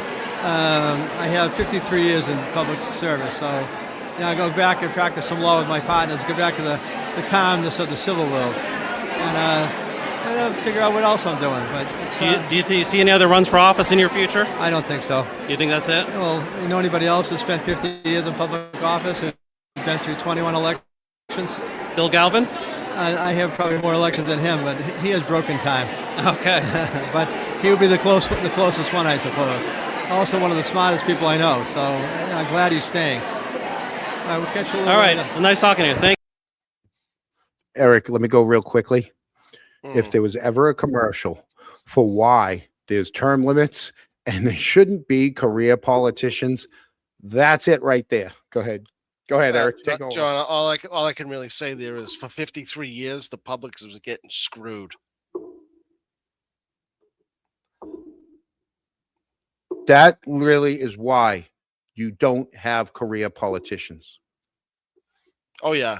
What is it? Yeah. Pigs. What's that? What's that? Pigs at the trough. Pigs get fed. Hogs get slaughtered. Right. Yeah, and I'll tell you that I don't know who was interviewing Michael there, but he did a good job, and the only thing he should have done is said, Michael, I think you're done. RTBB 2370. Thank you so much. If you ever get asked again about Officer John O'Keefe, his arm, tell him to Google Sean Lowe's arm from The Bachelor. In March, his rescue boxer freaked out because the smoke alarm went off and attacked. The marks look the same. You know what? I'll have to look into that too. I'll look that up. Give us the fucking timeline. And we'll go easy on you. Give us fucking McDonough, and we'll go easy on you. I had to give them both, John. You know what? I haven't talked to Sean as much as I used to. Now I talk to him once or twice a week, and it's not the lengthy calls that we used to have. It's all, I'm going into a stretching class. Can I call you later? Or I'm going. I'm in the pool. I can't. Literally, he's doing more now. He's probably he's enjoying friggin' life. Yeah, as he should. And so every time we play those, I miss him, and we got to get him back on one of these days. Just a little catch up. We should have him on for a little catch up. You know, absolutely. You watch that and you miss the guy. You know, he's just, you know, yeah. Look at that, RTBB. We miss him. Yeah. So that's your Momo, right? Anything else you want to discuss about him before we move to his? You know, I couldn't waste my time with him. Okay. Well, let's discuss this. Established a dedicated cold case unit where for unsolved serious violent crimes, we have investigators and prosecutors invested in those outcomes. I could go on and on. But today, and some of the other speakers have alluded to this, text messages. I had to pause it, you know, because I interrupt everybody. Look right behind him, Eric. At the Kronk board. The Kronk board's right behind him. I stuck it in, John. Sent to and from a detective in the State Police Detective Unit that is housed under the roof of the DA's office were made public. And as a couple people up here have described them, and many of you may have seen them as it's making news as we speak right now, they are among the most appalling, horrific messages that I have ever seen in my life. And I've seen some pretty awful text messages from some pretty awful people in my work as a federal prosecutor. And because of that, I today announced that I am calling for the resignation, effective immediately, of Michael Morrissey as district attorney. Because will not come soon enough. There are crimes being committed, prosecutions happening in Norfolk County right now, and I do not trust Michael Morrissey to run this office. There you go. So, Eric, you were there. I was there. It was well. Tell us good. about it. It was well. You know, I'm a little biased because I fully believe that Adam Deitch is the right candidate, and he's the only candidate that's going to follow through and go the distance to make this right and get justice for John O'Keefe. I will say that other candidates, I was impressed with a couple other candidates. I thought Macy Lee did a great job. And I'm gonna butcher his name, but McMallen. I apologize because I didn't. But there was a guy from Cohasset that's running. That just a gentleman, and I think that he did himself well during the during the candidates night. And I think that Connors had a tough time taking his eyes off the ceiling. It seemed like as he was listening to everybody, basically destroy his office and say how poorly managed the DA's office is. He kind of stared off into Never Land, and you know, he was in a tough situation being in Canton. He did pack the room with some of his people there. But overwhelmingly, I thought that again, Adam did a good job, and I thought that Macy Lee had a lot to say and a lot of experience. Is it true that Greg never clapped? That came from a chat. I would say that's true. I'm trying to draw on my memory. I mean, most of them did clap. I would say he probably did clap at some point. Yeah. I did get an opportunity to shake Adam's hand on his way out. And I just was, I said, Adam, my name's Eric DiGirolamo, and I just want you to know that we've got your back, and I know that you have our backs. And when I said that, he looked me dead in the eye, and he goes, "I do have your back." And the that's look, awesome. it felt good to hear it from him. Yeah. Oh, good. I mean, the fact that, well, he's not no, he is the only one that is asked for Morrissey's resignation. I do know that Juna Perkins. No. She was a DA before. Said if I ever did anything like that, I would have been, strung up and rode out of town. Mm-hmm. What's her name? She Rollins. Rachel Rollins. Rachel Rollins, right? She was very she was very voiceful of him the other day too. Well, she's put herself back on the ballot, trying to become DA again. Yep. That should be interesting. Yeah. So I'm gonna play this. It's 4 minutes. Earlier today, and this is I'm gonna have a lot of people. We might as well add to the list of people that hate me. Okay. I know. I stopped keeping count. I know. So earlier today, there was a post, and three people. So when I say multiple, it's three. This it's not always three. I mean, sometimes something's more, but this time it was three. There was a post by someone talking about the 5 stones. And when I saw it, I was like, oh my God, holy crap. So I went to Canton Cable's page to look it up myself. And it was right there. It was kind of blatant. And this is like the confirmation bias when it sets in on people. But then you really have to do the work, right? So this is the meeting in which I was there. You were there. Boozy was there. The Sweeneys were there. Gary Titus, people were there, right? It was broadcast live. This wasn't something that was a recording that then was pushed out a day or two later. This was a live broadcast that multiple, like the Young Jerk carried it live. I think LTL covered it after the fact, and I think Grant Smith Ellis made clips of it, and I don't know if he broadcasted it live, but I know that Canton Cable pushed it out live, and I know the Canton the student station pushed it out live, and other, like I said, and I know that some YouTubers streamed it at the same time live. This is just one clip of that meeting because it gets to the Sallyport issue. Because again, that Sallyport issue keeps coming up.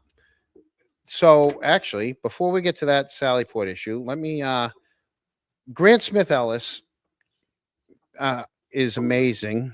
Even when he was on the other side, he nope, I still got 2. No, what are you doing? Oh, you gotta swap them for a cold one. Thank you. Wow. I mean, I'll drink them warm, but cold will do too. I probably didn't download that one in time. No, I did. It's over here. It's already in the media. Haha. Okay. Grant Smith Ellis posted this. Okay. This is the Karen Reed, John O'Keefe, Canton Police Department, Sallyport footage, right? Obviously, one is the public requests production. There you go on the left. And Karen Reed's discovery on the right.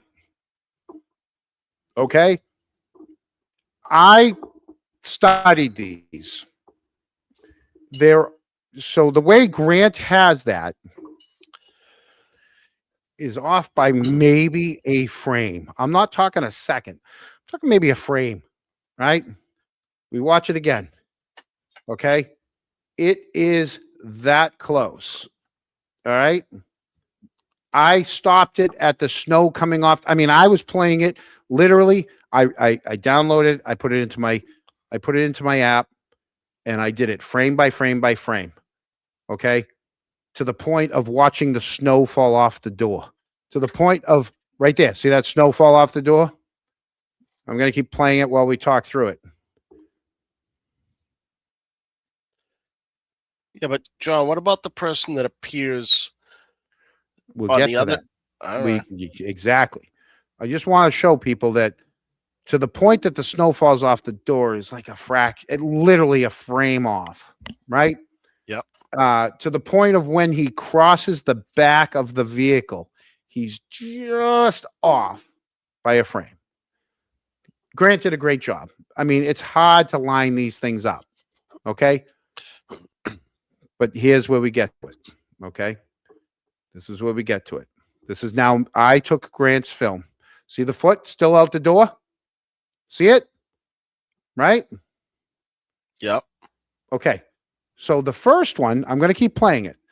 The first one that goes across is what they just gave to the 2026 FOIA request.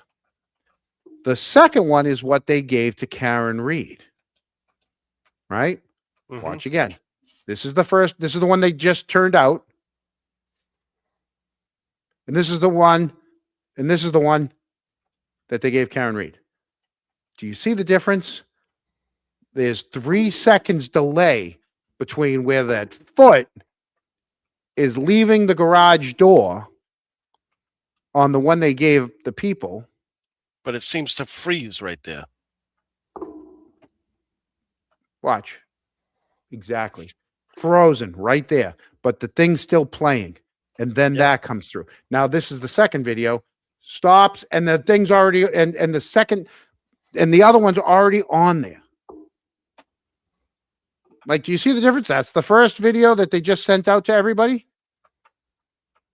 There's the 3-second pause. This is the one they gave to Karen. Boom, and boom. Okay. Again, this is the Sallyport video. And they want to say, and we're going to play it, my left foot.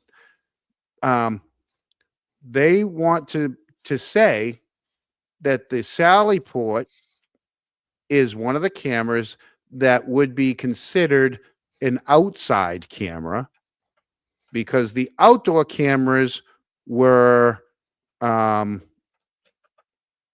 motion detected cameras. So let's hear. So Sean Colburn, Canton resident, gets up to talk. There's going to be a point in which sometimes the easiest answer to something is the right answer. There's been some speculation that the video has been tampered with. The audit video. Mind you, this was pushed out live on multiple stations and on YouTube. This wasn't a video that was saved and then 2 days later pushed out. There's going to be a jump cut, or not a jump cut, but there's a cut right at the 3-hour mark on the night. It's Sean Colburn was one of the last people to ask a question. It was after I asked my questions. And normally, when they are recording, whether it is annual town meeting, whether it's the the high school graduation, or something like this. You have your cameramen, you have your microphones, everything goes back to the person at the control board. And somebody, as they're watching and directing which camera is on and who is talking, is moving the mics up and down. So when the audit guy is talking, his mic is up, and the mics that are standing in the aisles are down. Yes, the cameraman. No, not the cameraman, the switch person. So it's not, I mean, it's not the NFL network, okay? Sometimes they're behind by a second, right? So, there's going to be a point in which the guy is talking, he's given his answer, and then what happens, Sean interrupts him. And I did talk to Sean today about this, and he did. He remembered he interrupted him. So somebody has to turn down that guy's mic and turn Sean's mic up, and it's not a very smooth transition, right? And that's what you're seeing here. You're not seeing the fact that somebody edited. This was not edited out. So we're going to play this, but it goes to the heart of what we just looked at is the Sallyport. Yes, Sean Colburn. I have a couple questions. And what's your town, sir? Canton. Thank you. The other night when you guys had met with the audit committee. You're going to have to turn it up. I'm going to turn mine up. I hit pause for a minute because, again, he's not right up to his microphone. And they weren't catching this. So, folks, I'm giving you a minute to turn your TV up so that you can hear this. At Town Hall, there were some questions regarding the Sallyport video. Could you give us some insight on what transpired with the Sallyport video that I think Brian made a... Also, the sexy looking guy in the yellow behind that guy with the glasses, that's me. The guy with the glasses is Eric, but keep going. Comment that there are 28 cameras located in and around the Canton Police Station, and that the Sallyport video was filming. It was a motion activated camera. Could you give me some insight onto, because you made a comment that the cameras were replaced or not replaced at a certain time, and I would just like some clarity on what you were told by the IT director, Louis Jutras, on when the cameras were or were not replaced, what cameras inside the Sallyport were being recording inverted, and if in fact, I understand that you guys are not here to conduct an investigation, but when he told you that those Sallyport cameras inside were motion activated, did you ever think of stepping outside the door and stepping back inside the garage and seeing if your movement was actually captured and it was inverted? No to that question. I'll answer your other question. When we sat down with... Specific with the dates on when IT Director Louis Jutras... That's what I'm talking. That's what I was referencing. He was talking. Sean cut him off, and the person in the switch was trying to put one mic down and the other mic up.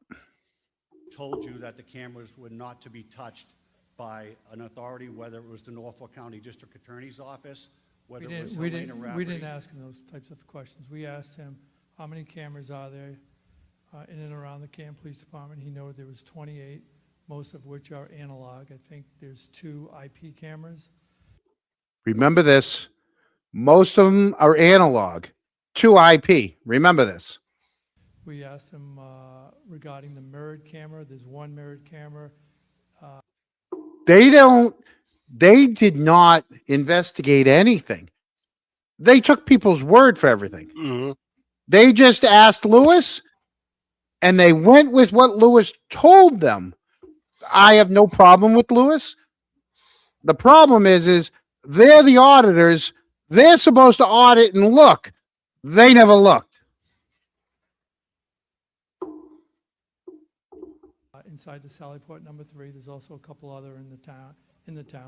The Canton Police Department didn't go up there and hit mirrored 20 years ago when they installed the camera. We know that because we had a discussion about that, because there's other cameras in town that were installed by whoever installed them 20 years ago.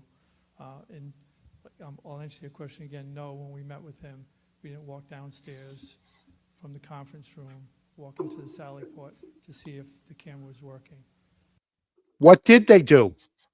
It seems like all they did is they asked everybody for the answers, and it was trust me, bro. They didn't investigate anything.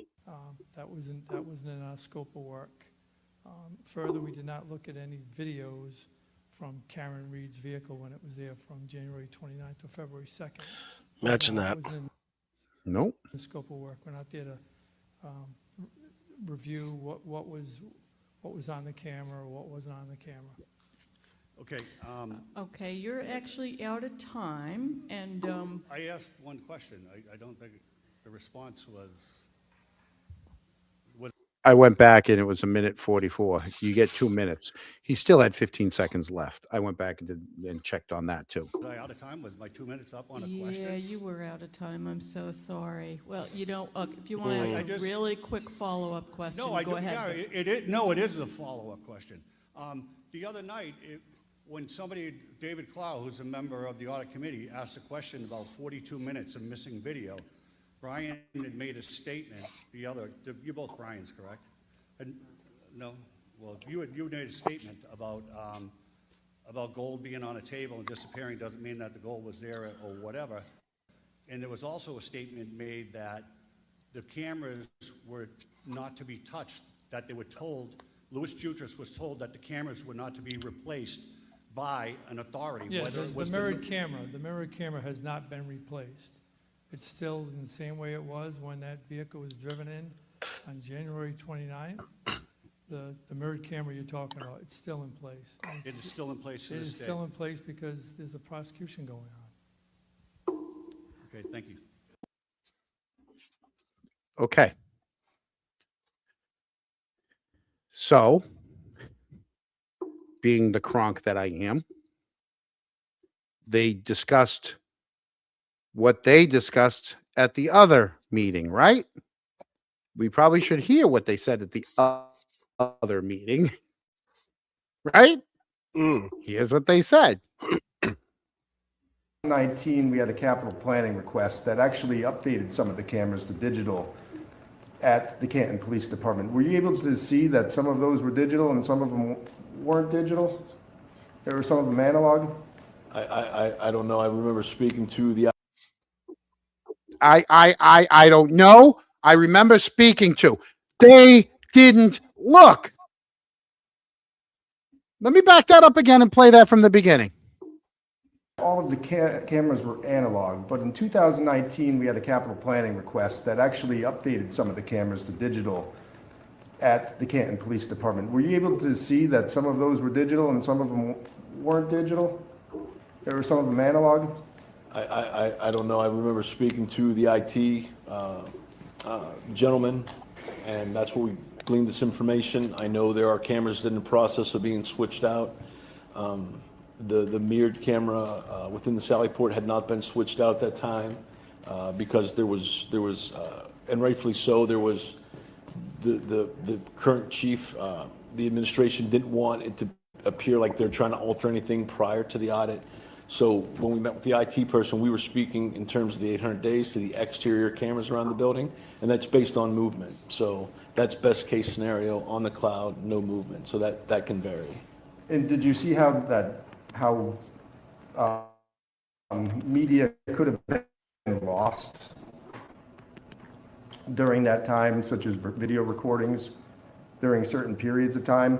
You know, they said there's no ability to edit on the system, but, you know, videos could be downloaded off of there and uploaded into other streaming or editing players. But what happened to the missing part of it, the video that wasn't displayed? Yeah, so I don't, the term missing is misleading to me. So if you're talking about the Sallyport video, is that what you're talking Or about? the part that wasn't recorded, or however. So it's our understanding those cameras are motion censored? So when motion stops, the camera stops? When motion stops, the camera stops. Hold on. When motion stops, the camera stops. Let me play this one. Hold on. When motion stops, the camera stops. Motion stops, the camera stops. Okay. I got you. I got you. All right. All right, Five Stones. So when people say missing, it would be like if I say I'm missing a ring from this table. There's an implication that there was a ring here, or that if I say I'm missing a block of gold from this table, there's an implication for the person that hears me say that at one time there was gold here. So when you refer to what was not recorded, I don't refer to it as missing. I refer to it as whether the motion stopped, and it didn't exist.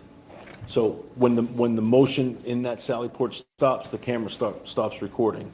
Now keep in mind, I'm talking about what we viewed. When we looked at those cameras, we viewed those cameras.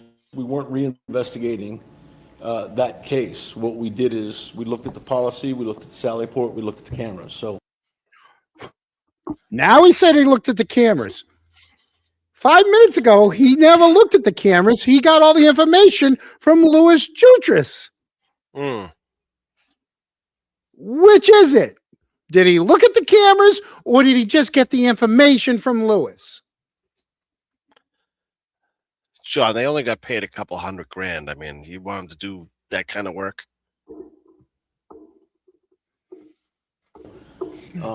You were sort of going down a road where we weren't here to reinvestigate those actions. There you go. So that's what they said at the meeting. This meeting was the night before we all saw him down at the high school.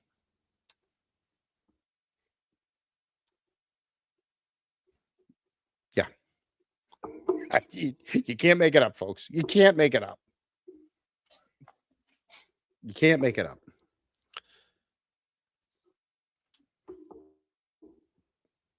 It gets better. It always Or gets worse. better, John. Told you there's going to be more people mad at me. You know. Can there be any more? Meanwhile, there's more. I have more. I have No, more people get mad at you. Oh, yeah. I think you've Yeah, maxed well. it out already. No, I might as well go. It might as well keep rolling. Let's just keep let it ride. Let it ride. You know, if I'm gonna piss them off, I'm gonna piss them all off. I know I saved it. I know it's here somewhere. Give me a minute. Oh, this.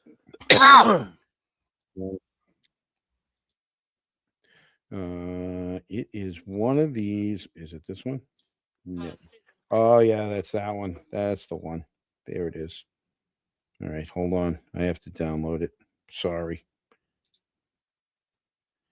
Share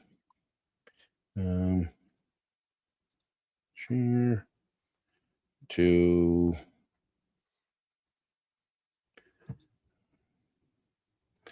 all right. She's gonna be so it is what it is. Right? Oh, it's already in there. It's already in there. Haha. Sorry, Eric. You know. You were already prepared. Kind of. I just didn't know that's what it looks like from the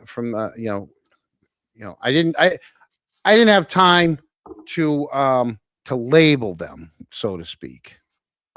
You know. So, yeah. Okay. So, I'm going to preface this with okay. We'll go back to the Sallyport for a minute.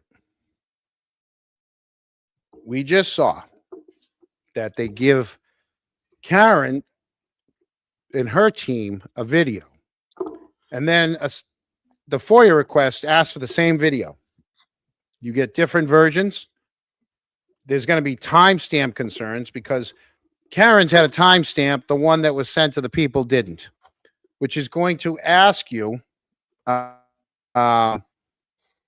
which I would ask, did you is there something different in the way you sent people that like, did it come from a different, I don't know, did you download it differently? Did you, I don't know, but it was different, and that shouldn't happen.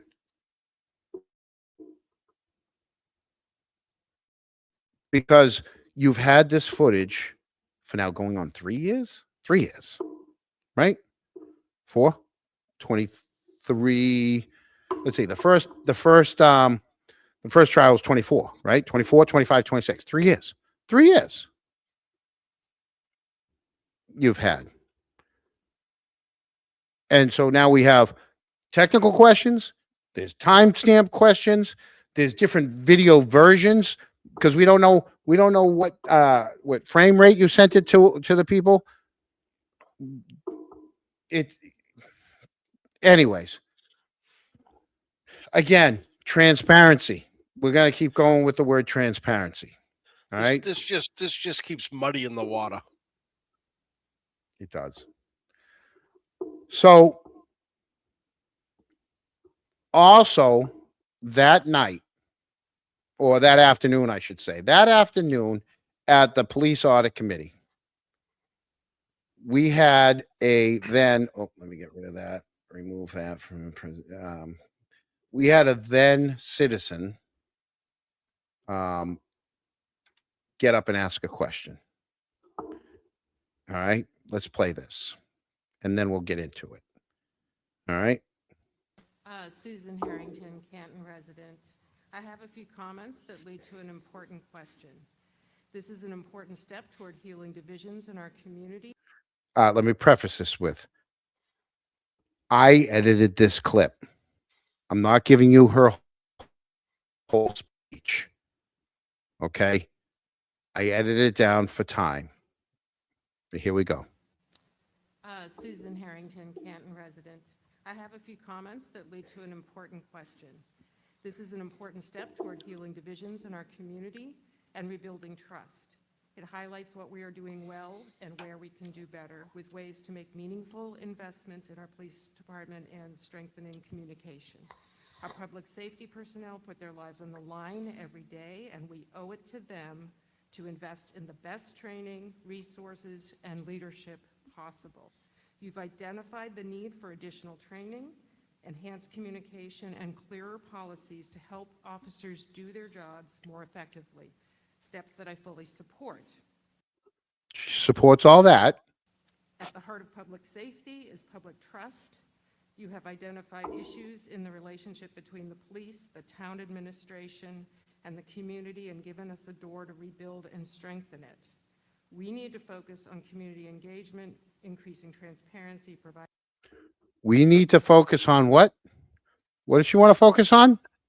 Increasing transparency, John. There's that word again, right? That's that word. Increasing transparency, providing systems and more opportunities for dialogue and connection to. More opportunities for what? Dialogue. Okay. All right. Here we go. More opportunities for dialogue and connection to ensure our police, feel supported, and our residents feel heard when it comes to public. Residents feel what? John, residents should feel like they've been heard. Okay. Okay. Hold on. This is then citizen Susan Harrington. Right? Yes. Let me play this one more time. Because you know what? I like Susan. She's going to hate me for this. Please don't hate me. All right? But these were your words. This is what you got up there in front of these people and stood for. Okay? This is what people voted for. Okay. Transparency. Yeah. All right. Let me get this back. Because I just want disclaimer, folks. We're gonna get into the Helena stuff right now. After this. Transparency, providing systems. Wait a minute. Let me go back a tiny bit more. Right? Here we go. Increasing transparency, providing systems and more opportunities for dialogue and connection to ensure our police, feel supported and our residents feel heard when it comes to public safety concerns. I got transparency. I got citizens being heard. I've got a dialogue. I've got safety, but for the police and for everybody to feel safe and secure. Did you get that? Is that what you got out of that? Yep. Okay.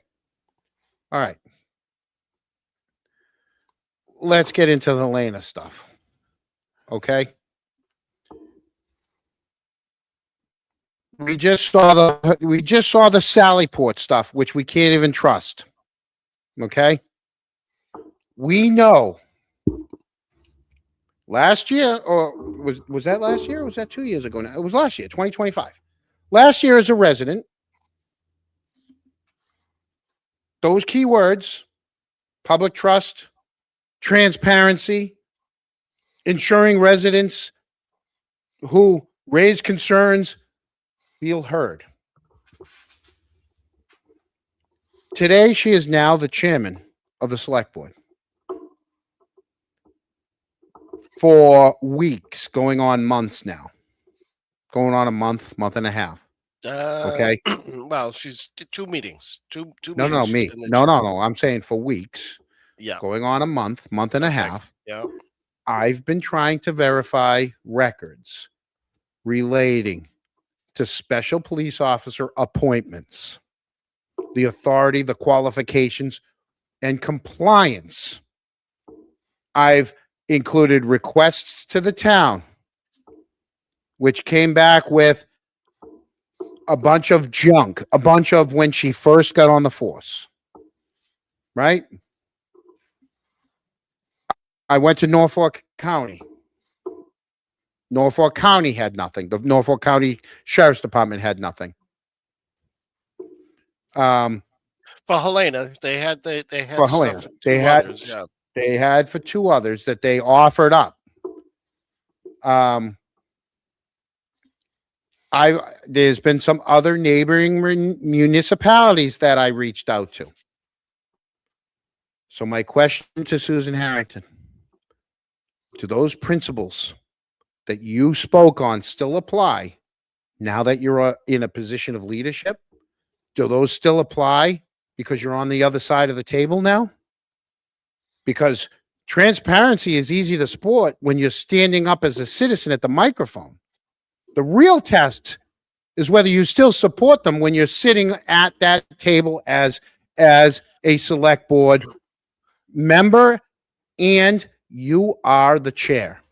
Okay? So now for over a year, Helena has the majority of her details has been in Canton. She followed the trash trucks. We've seen it, right? Seen her on Walpole Street.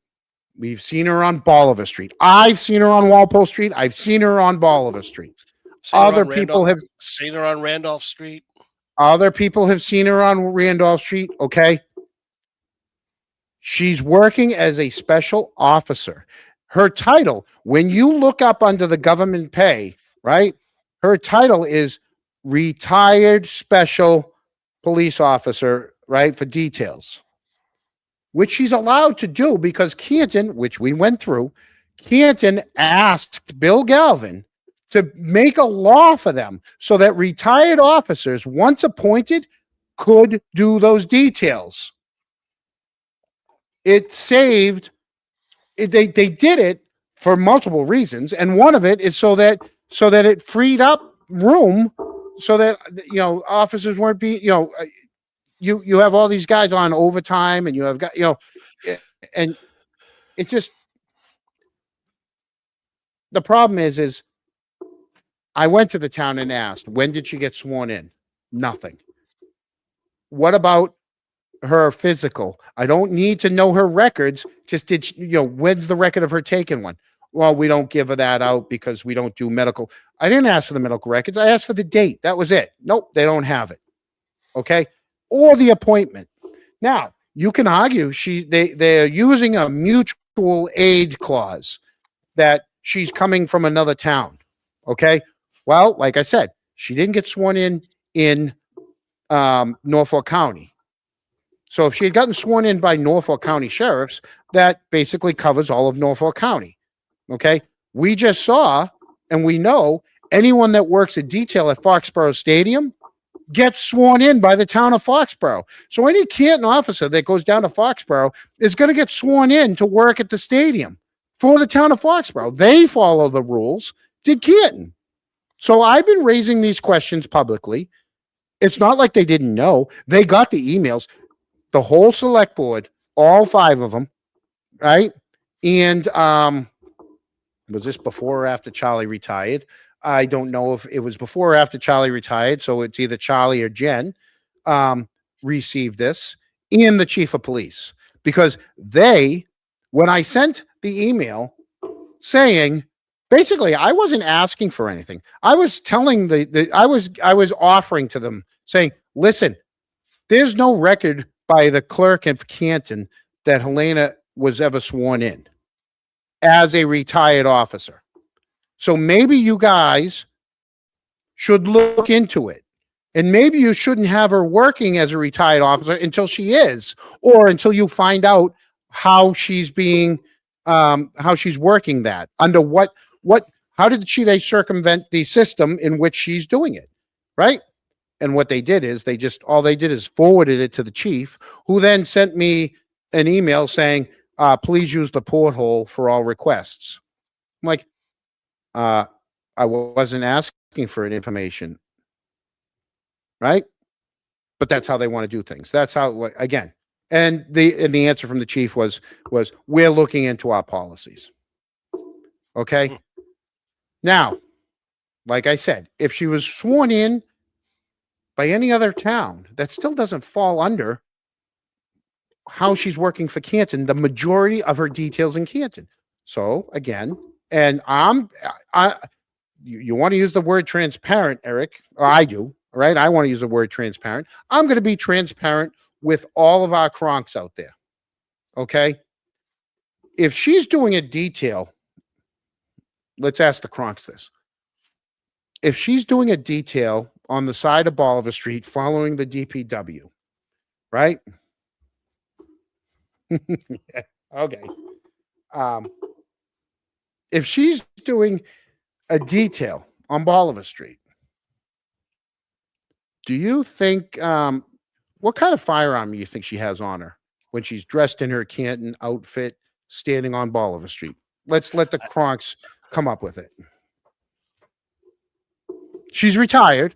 So she retired. So she retired from the police station, right? What kind of firearm she got on her? One of those department issued firearms. Let's see. Anyone in any of the chat? You think the same thing? Hey, John, well, we're waiting for the chat. I just want, Yeah. I hate to get off subject here, but you are doing your best impersonation of Mama Llama. What do you mean? What did I do wrong? Look at you see Oh, what's up geez. there?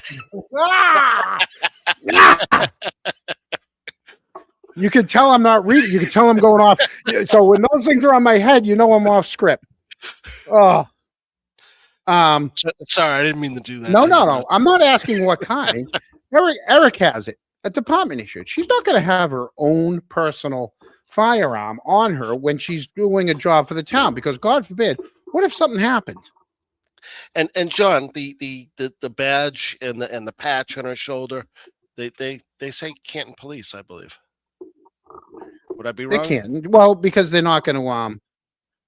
I agree. She I does. think Canton's a Glocks. I think Canton's a Glocks. I certainly said wouldn't Sig expect her to Keith, go out and get new uniforms that say another town or Norfolk County or Sheriff's Department. I don't think any of those. Yeah, none of those towns. None Yeah. of the towns do that. But if Right. you're gonna wear, So, if you're gonna wear the badge and you're gonna have their gun, you should get sworn in, right? I mean, because she retired. Okay. If they're doing a detail for the town, right? She is. There you go. It's a department issued. It's a department issued. Okay. If she's doing a detail on Bolivar Street, you don't think she's got a radio on her? That too. How'd she get it? They issued her. They're all issued a department, and I'm sure that they have the serial number of the firearm and the radio, and it's recorded that that's who they gave it to. They gave it to retired officer XYZ has this radio and this firearm. Retired officer LMN gets this and this, right? So if that's the case, and she's a retired Canton officer, and she's got all that, again, so basically, I'm just letting you guys all know, those are two more, each one's its separate one. Those are two more for your information requests that are out there that we're waiting on, that we should be getting very shortly. We got a couple days left of that request.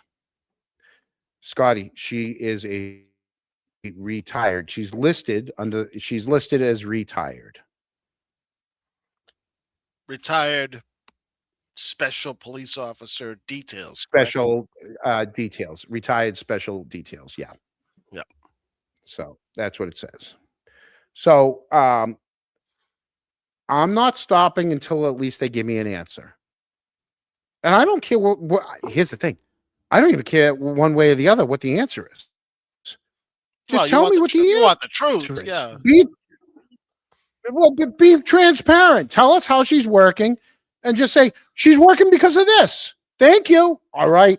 Sweet. Thanks. That's all we've been asking for a month. Why is it so hard to ask? Why is it so hard that you guys don't want to give up those answers?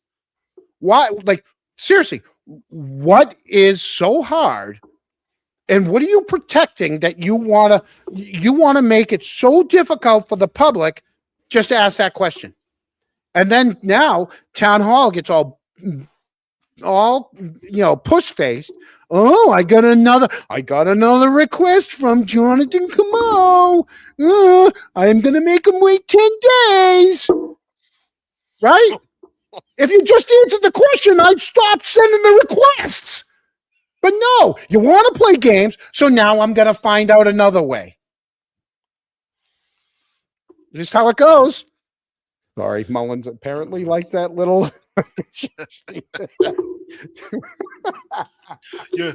Your calendar must be all scribbled on with FOIA requests and when I should expect this one. And when they wait 10 days and they wait to 3:30 in the afternoon to send the email, close their laptop, run out of town hall and hope the door closes before they hear a return bling, bling, you got mail. Yeah, that's what's going to happen. Okay. I'm going to keep sending them and I'll find other questions. I've got so many in my head. How about this? Wouldn't you like to know? And this is just off the top of my head. All right. Because we should do this. I said this earlier, we should pick. I'll give you guys a 50-50 on a FOIA request that I will put to the town so that tomorrow morning, when they open up their email, they have a request sitting there. And all right, here you go. To the 12 people that are still watching us, okay? This is your option. Yes, Option one. These are the two for that you guys get to choose from, and whoever it's got to be in the chat. So all you have to do is either put a 1 or put a 2. Now, if I was on another show, it would be like, everyone put $1.99 for option 1 or $2.99 for option 2. But that's John, not be us. nice. We don't want Be that. nice. I know we don't want that. Okay. I didn't say what show it was. I just said that's what they do. Okay. I know. Put a 1 up if you want the last 3 years. No, let's go. Put a 1 up if you want the last 5 years of who got dog license number 1 in the town. Is it the same person? Do they hold dog license number 1 for the same person every year? Do you want to know that? Or option 2, all emails between Helena and anyone on the select board that has anything to do with Jonathan Camo, John Camo, Dixie Normus, Canton Chronicle. Those are your two options. Better start donating now because it's going to Yeah. cost about $3,000 to get those. All right, there you go. There's the two. Okay. Yeah. John's Venmo is at the bottom, just so you know. It's scrolling past. Oh, I do have someone to thank. I do have a Kronk Venmo to thank. Like I said, I don't say the names because I don't know, but this is for coffee and our hard work in Norfolk County. So Just know that your money thank goes to a you good cause. It does. It looks like we're going to ask to see if they've written any emails about John Camo Canton Chronicle. Damn, and I was almost hoping it was going to be Now here's the thing. I'm sure there's not many or zero, but if there is any and they want to charge us, we will have to put up their letter. We'll have to put up their answer. Joe, and Joe see will, what will, they will, come you up with.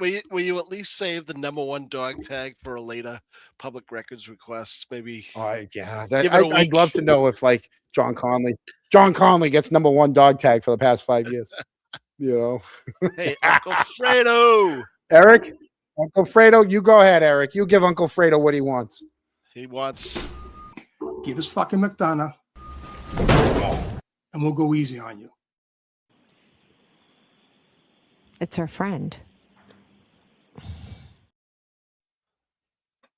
It's her friend. It's her friend. I remember correctly. She canceled her deposition too, right? Oh, she's going away on that senior trip, right? Jen's running that senior trip, isn't she? Maybe AJ will go to Aruba.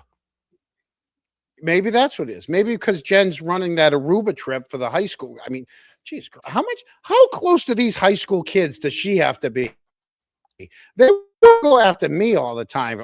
John Camo must like it. Dude, she's never left these high school kids. I don't think there's been a game she's missed. She's never left high school. Ah, my God, this is horrible. So there you go. So again, if Helena was sworn in for Foxborough Stadium details, it would explain how she could legally work details in Foxborough. It does not answer how she was authorized to work as a Canton Special Police Officer. Two separate questions. Foxborough has a process where officers working the stadium details are sworn in. They're appointed under Foxborough's authority, right? Those records are going to come back. I think I got one more day, 1 or 2 more days. Those will come back. So that'll be on next Sunday show. We'll talk about when she was sworn in by Foxborough, right? Because we know she's been working Foxborough Stadium. We've seen pictures of her at the stadium, right? You got a few Canton tricks up your sleeve has too, represented. right? Yeah. Oh yeah. I haven't given. I'm transparent, but I'm not like a piece of glass. I mean, I'm opaque. You can see shadows with me. I don't give you everything. Like in the shower. That shower glass. You can see the figures, but you really can't see all the way through. That's more like me. I'm not giving you it all, but Canton has represented that Helena is a Canton special officer. They've used her on DPW. We know they used her on the trash strikes. So all we want to know is when was she appointed? When was she appointed as a special? When was she sworn in? They don't have it. Or they didn't want to give it to me, or they didn't find it to give it to me. I don't know what the answer to that is.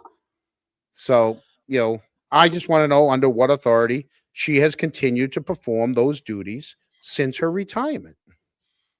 Her retirement, which her all we want to know. Her 2025 income, I think, was more than her 2024 income. Yep.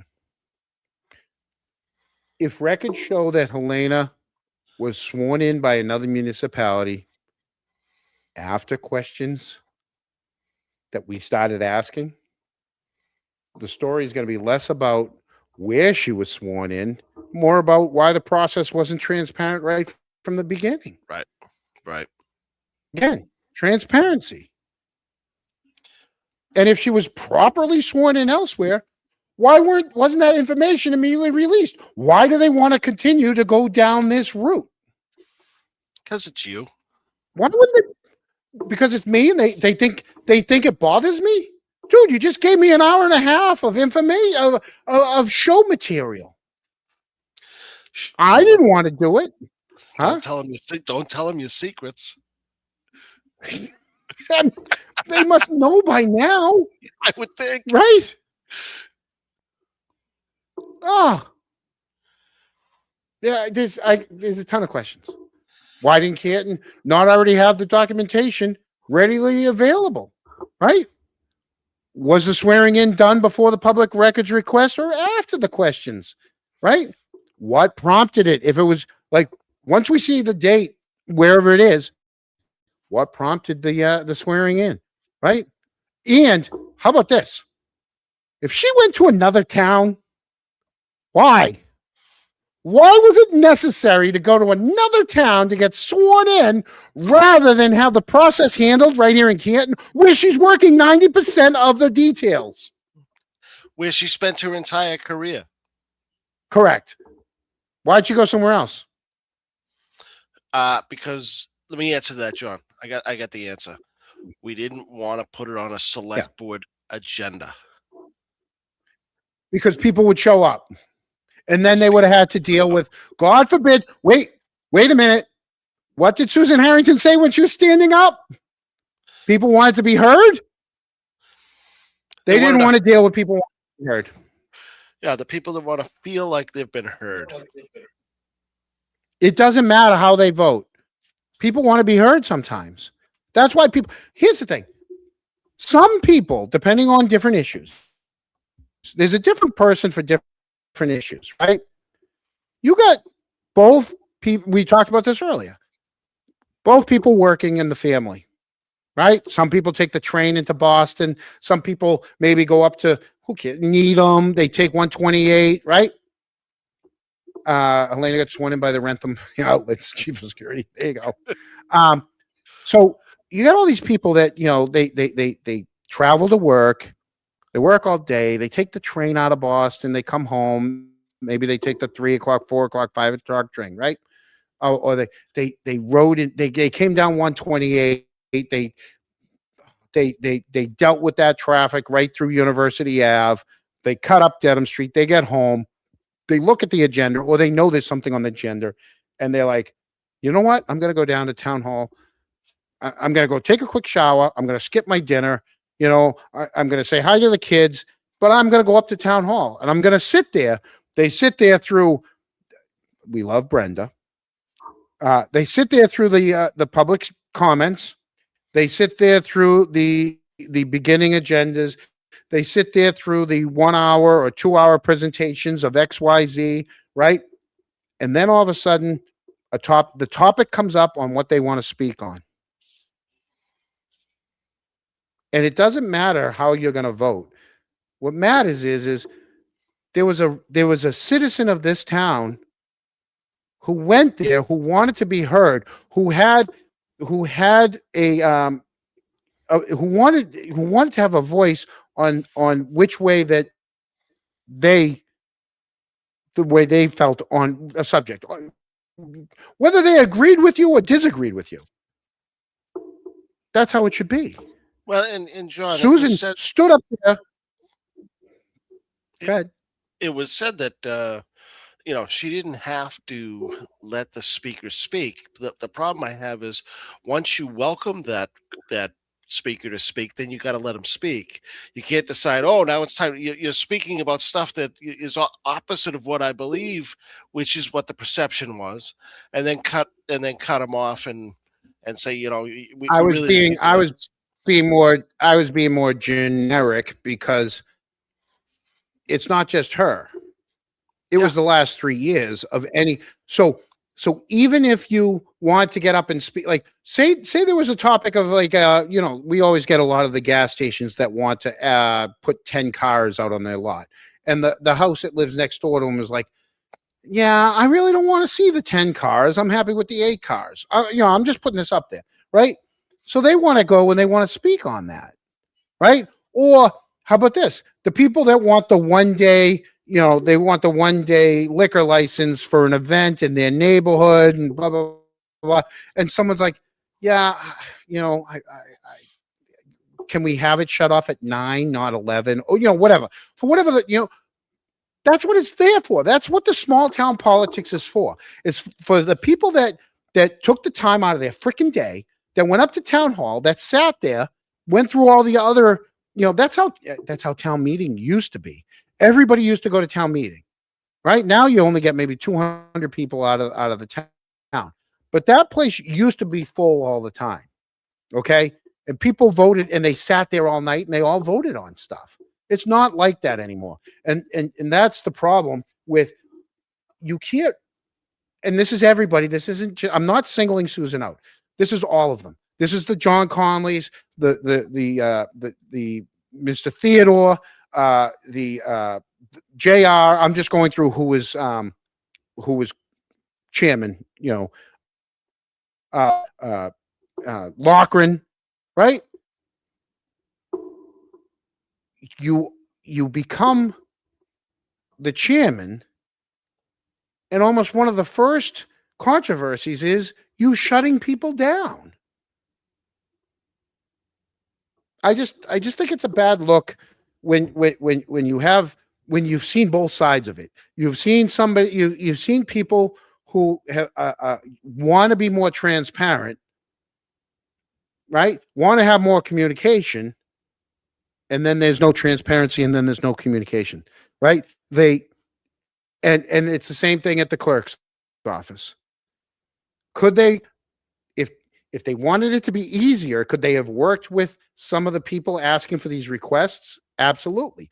But because they're so stubborn and stuck in their ways, they're going to find any way to deny people or offer up a giant number, right? We just saw with Corey Hopkins, the state told the town twice now to provide Corey Hopkins with certain records. And the town's not doing it. Nope, not till we get the money. And the state's like, no, provide her with the records. The town's just doing what they want. They have circled the wagons for 3 years, and they're not uncircling it. And it doesn't matter who's on the boards. It doesn't matter who's in town hall. It doesn't matter who's at the police station. They've circled the wagons, and they're not letting up. I didn't know it was going to be this kind of night. You feel better now? Is therapy? I don't. Is therapy over yet?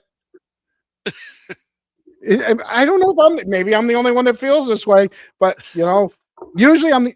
Oh, is that rain? Wow, pouring outside. I don't know. Either I'm just the only one that feels this way, and maybe tomorrow, 5 or 6 people will text me and go, yeah, you're right. And 10 people are like, go F yourself and go mind your own business and go mow your lawn. I don't know. But then again, I'm the one with the YouTube show. We're the one with the YouTube show. So, so suck it.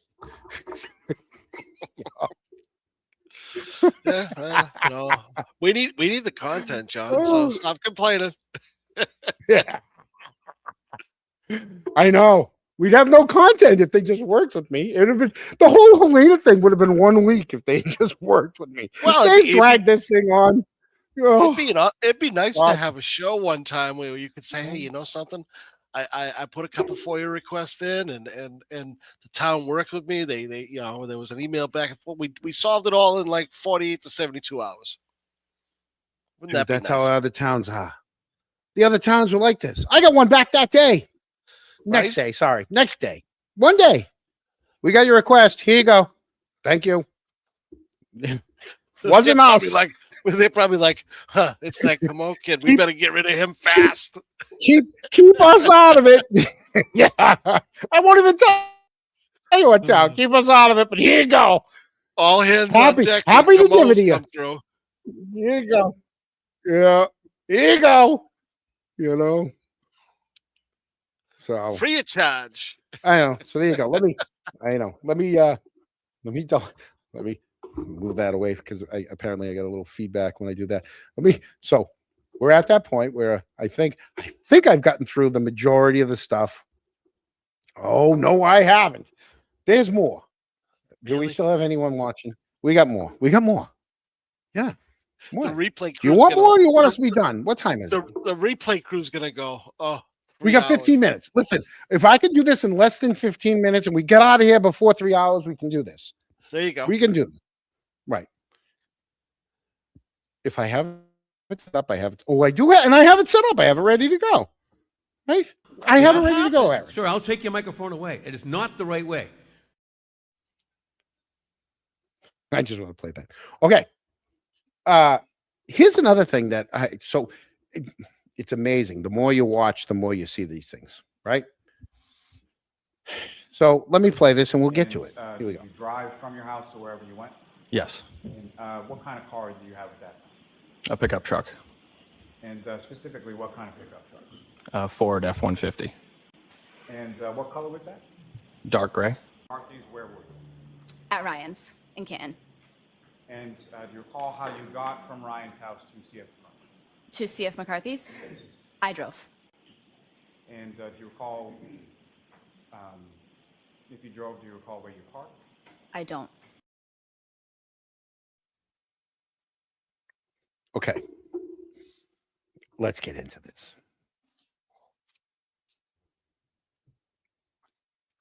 All the CF McCarthy's video that has been produced, I've yet to see them.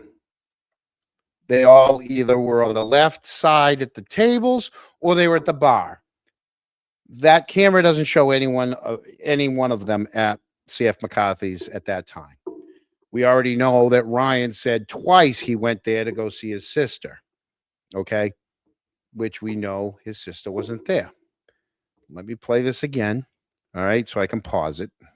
Oh, no, I can't do it that way because I can't pause it when I put it through there. So let me pull it up this way. I have to pull it up this way. Sorry. What's today? June 7th? Yeah. Okay. June 7th. Let me pull it up this way. Okay. So for those of you at home, right? Let's bring this up. From your house to wherever you went? Yes. And what kind of car do you have at that time? What kind of car do you have at that time? Right? He has a pickup truck, a Ford F-150 pickup truck. Okay? Keep going. A pickup truck. And specifically, what kind of pickup truck? Ford F-150. And what color was that? Dark gray. Marthy's, where were you? At Ryan's. Okay. Heather is at her boyfriend's house. She probably knows what her boyfriend drives, right? Eric? Sure. Absolutely. She probably knows what her boyfriend has for a vehicle. Okay. Well, here in this police report, it says Heather stated Ricky was driving Ryan's Ford F-150 pickup truck and that Ryan was in the front passenger seat and Heather was behind Ryan. But in the trial, they said that Ricky was driving his pickup truck. I know it's a little thing, right? It again, but Heather should know what her boyfriend's truck is and what Ricky's pickup truck is. There's a difference. You know what your boyfriend's is. Not only that, so their night began with she was at her boyfriend's house. She was at Ryan's house. Her and Ryan, and she drove Ryan from Ryan's house to Canton Center. Okay? That's where they met. I know it's a little thing that becomes a big thing. She drove Ryan to Canton Center to CF McCarthy's. She doesn't know where she parked. Okay? There's only two places to park, either on the street, Washington Street, or in Walgreens. You either parked on Washington Street or you parked in Walgreens parking lot and you walked directly across the street into CF McCarthy's. Okay. Nobody's parking. I don't know where else you're going to park in Canton Center to go to CF McCarthy's. Okay. Maybe the question is, did Ryan have a license back then? Was his license suspended and they just didn't want to make it that Ryan drove? Meaning Ryan jumped in. Ryan was driving on a suspended license. Him and his girlfriend went up to CF McCarthy's. They were drinking, but then Ricky decided, he's like, listen, I'll drive. So then Ricky drives Ryan's Ford F-150 up to the hillside, and then Ricky drives Ryan's Ford F-150 to 34 Fairview. Could that be it? And they were just trying to cover for that. I don't know. I'm just asking, why is it in this Commonwealth of Massachusetts? And here's the thing. This was from Christopher Moore. This wasn't even Proctor. This is Christopher Moore, who hasn't had any kind of issues in the case. Right? So Heather says that Ricky was driving Ryan's Ford.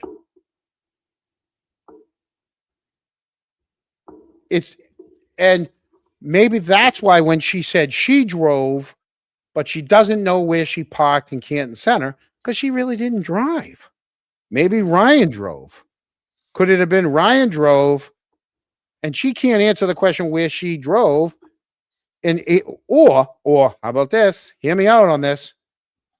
None of them knew there's no video of them any place on that side of the bar where they both said they were, right? They said they were at the tables on the left side, which we watched all the video, right? When we saw John and we saw Karen and a couple of the other friends, right? Mm-hmm. We saw them all, but we never saw those three at the bar or on the left-hand side. And they also don't know where they parked. So could they have were they ever at CF McCarthy's? Did the cops ever check their bill to see what their bill was at CF McCarthy's? Just to verify that they were at CF McCarthy's. And if they weren't at CF McCarthy's, why say they were? Correct. That's what I'm saying. And why flip-flop the pickup trucks? Was it Ricky's pickup truck or was it Ryan's pickup truck? She would know what her boyfriend drives. Well, if let's say Ryan didn't have his license, it wasn't legal to drive, then they certainly, I don't think the prosecution would want to embarrass a witness, so they kind of took the easy way out on that and kept it less confusing. Again, why? Transparency. Mm-hmm. He got away with it. I mean, suck it up. Especially in court, you're looking for just the facts. Yeah. And if we gotta deviate from the facts on these little details, so right. What else are they deviating from? Exactly. It only gets worse from there. Yeah. So if we can't believe even their opening events of the night, how are we supposed to believe the rest of their night? If we can't believe that Colin was in the house, he left at 12:10 and he beat his father home, which we know he didn't, right? How do we believe anything else he said?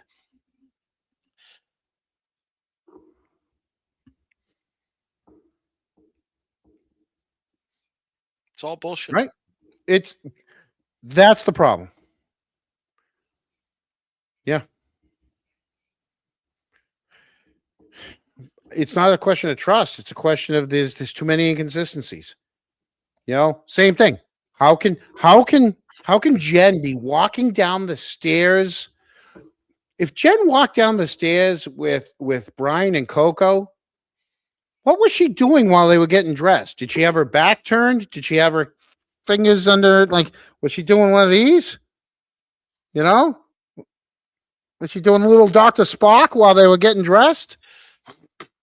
Right? Because they went down the stairs and Lank is in the house. Did Lank just walk in the house on his own? Because he said I can't go in the house unless they invite me.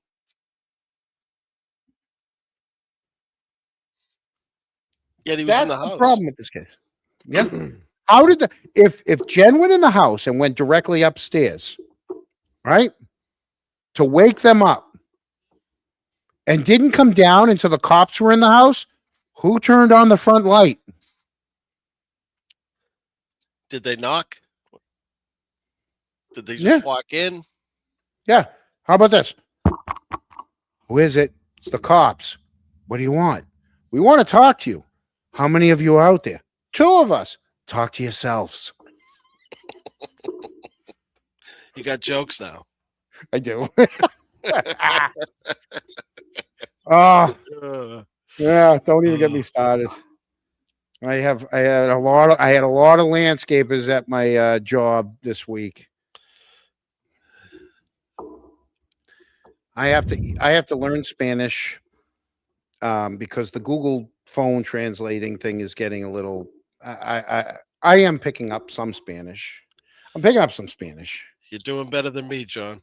No, I mean, trust me. I understand a lot of the words that they use for what we, for the job that we do. I don't have a job, but I mean, to the people that I don't have a job, for the people that I do have a job. So I like to, a lot of the Spanish truck drivers that come in, I like to use the word mucho around them because it means a lot to them. So just, yeah. Back, your phone died. Ice Coffee Girl's phone died. She came back, right? Yeah, right in the middle Thanks for of coming that. back, Ice Coffee Girl. I know. Yeah. John, I know that it's it's Hey. 80, 85, 90 degrees today. But It's horrible. When we do decide to end the show, it'd be nice to see if the feds are outside. The ice cream truck. Yeah. We are ending this. Hey, I promised you, and I'm coming through with the promise. 2:57 and 29 seconds. Yeah. So real quickly, I got 2 minutes left to go. Well, yeah, 2 minutes to go. Anyone that gave us any kind of super chat, anyone that gave us the Venmos, anyone that actually watched the show, whether you like us, whether you hate us, thank you for watching. Thank you for being with us. Thank you, Mullins, for giving out the memberships to people and draining my bank account. Thank you, John. Yeah. What do you think the like us, hate us ratio is right now? 80-20. 80 hate us, huh? No, 80 like us, 20 hate us. 20 just it's 80-20, and it's probably about 30 that just don't even want to acknowledge. 30% don't even want to acknowledge that we even have a show. True. Right. But we've been here over a year. We've done it for over a year, and it could end at any time. I mean, like I said, hey, Eric, every day you wake up, you're one day closer to death. We might not be here tomorrow. This is true. But I've got a good feeling that we're at least going to be here through September 1st. Let's hope. That's God willing. don't forget. Listen, we're not going anywhere. We got a minute. We got a minute to make it 3. Real quickly, this month I'm going to be in the dunk tank at the run. Oh, I have your shirt right here too. Oh, look at that. Sorry, I'm knocking crap over. Malia's Fun Run. People, don't forget. There's the Fun Run down in Plainville. There's they had a billboard up on Route 1. I saw the billboard. It's the 3rd annual Celebration for Life. There's a fun run. I'm going to be in the dunk tank. So come on down and drown the clown. I'm going to be high and dry. I'm going to have to start warming up. Yeah, it's all for a great cause. You can park at the casino there in Plainville, and they'll bus you over. Just do whatever you want. You come over, you just don't throw the ball right at me. Throw it at the target. And yeah, there you go. And if all else fails, aim it right at him. 10 seconds. We got 10 seconds, Eric. Say good night. Good night, everyone.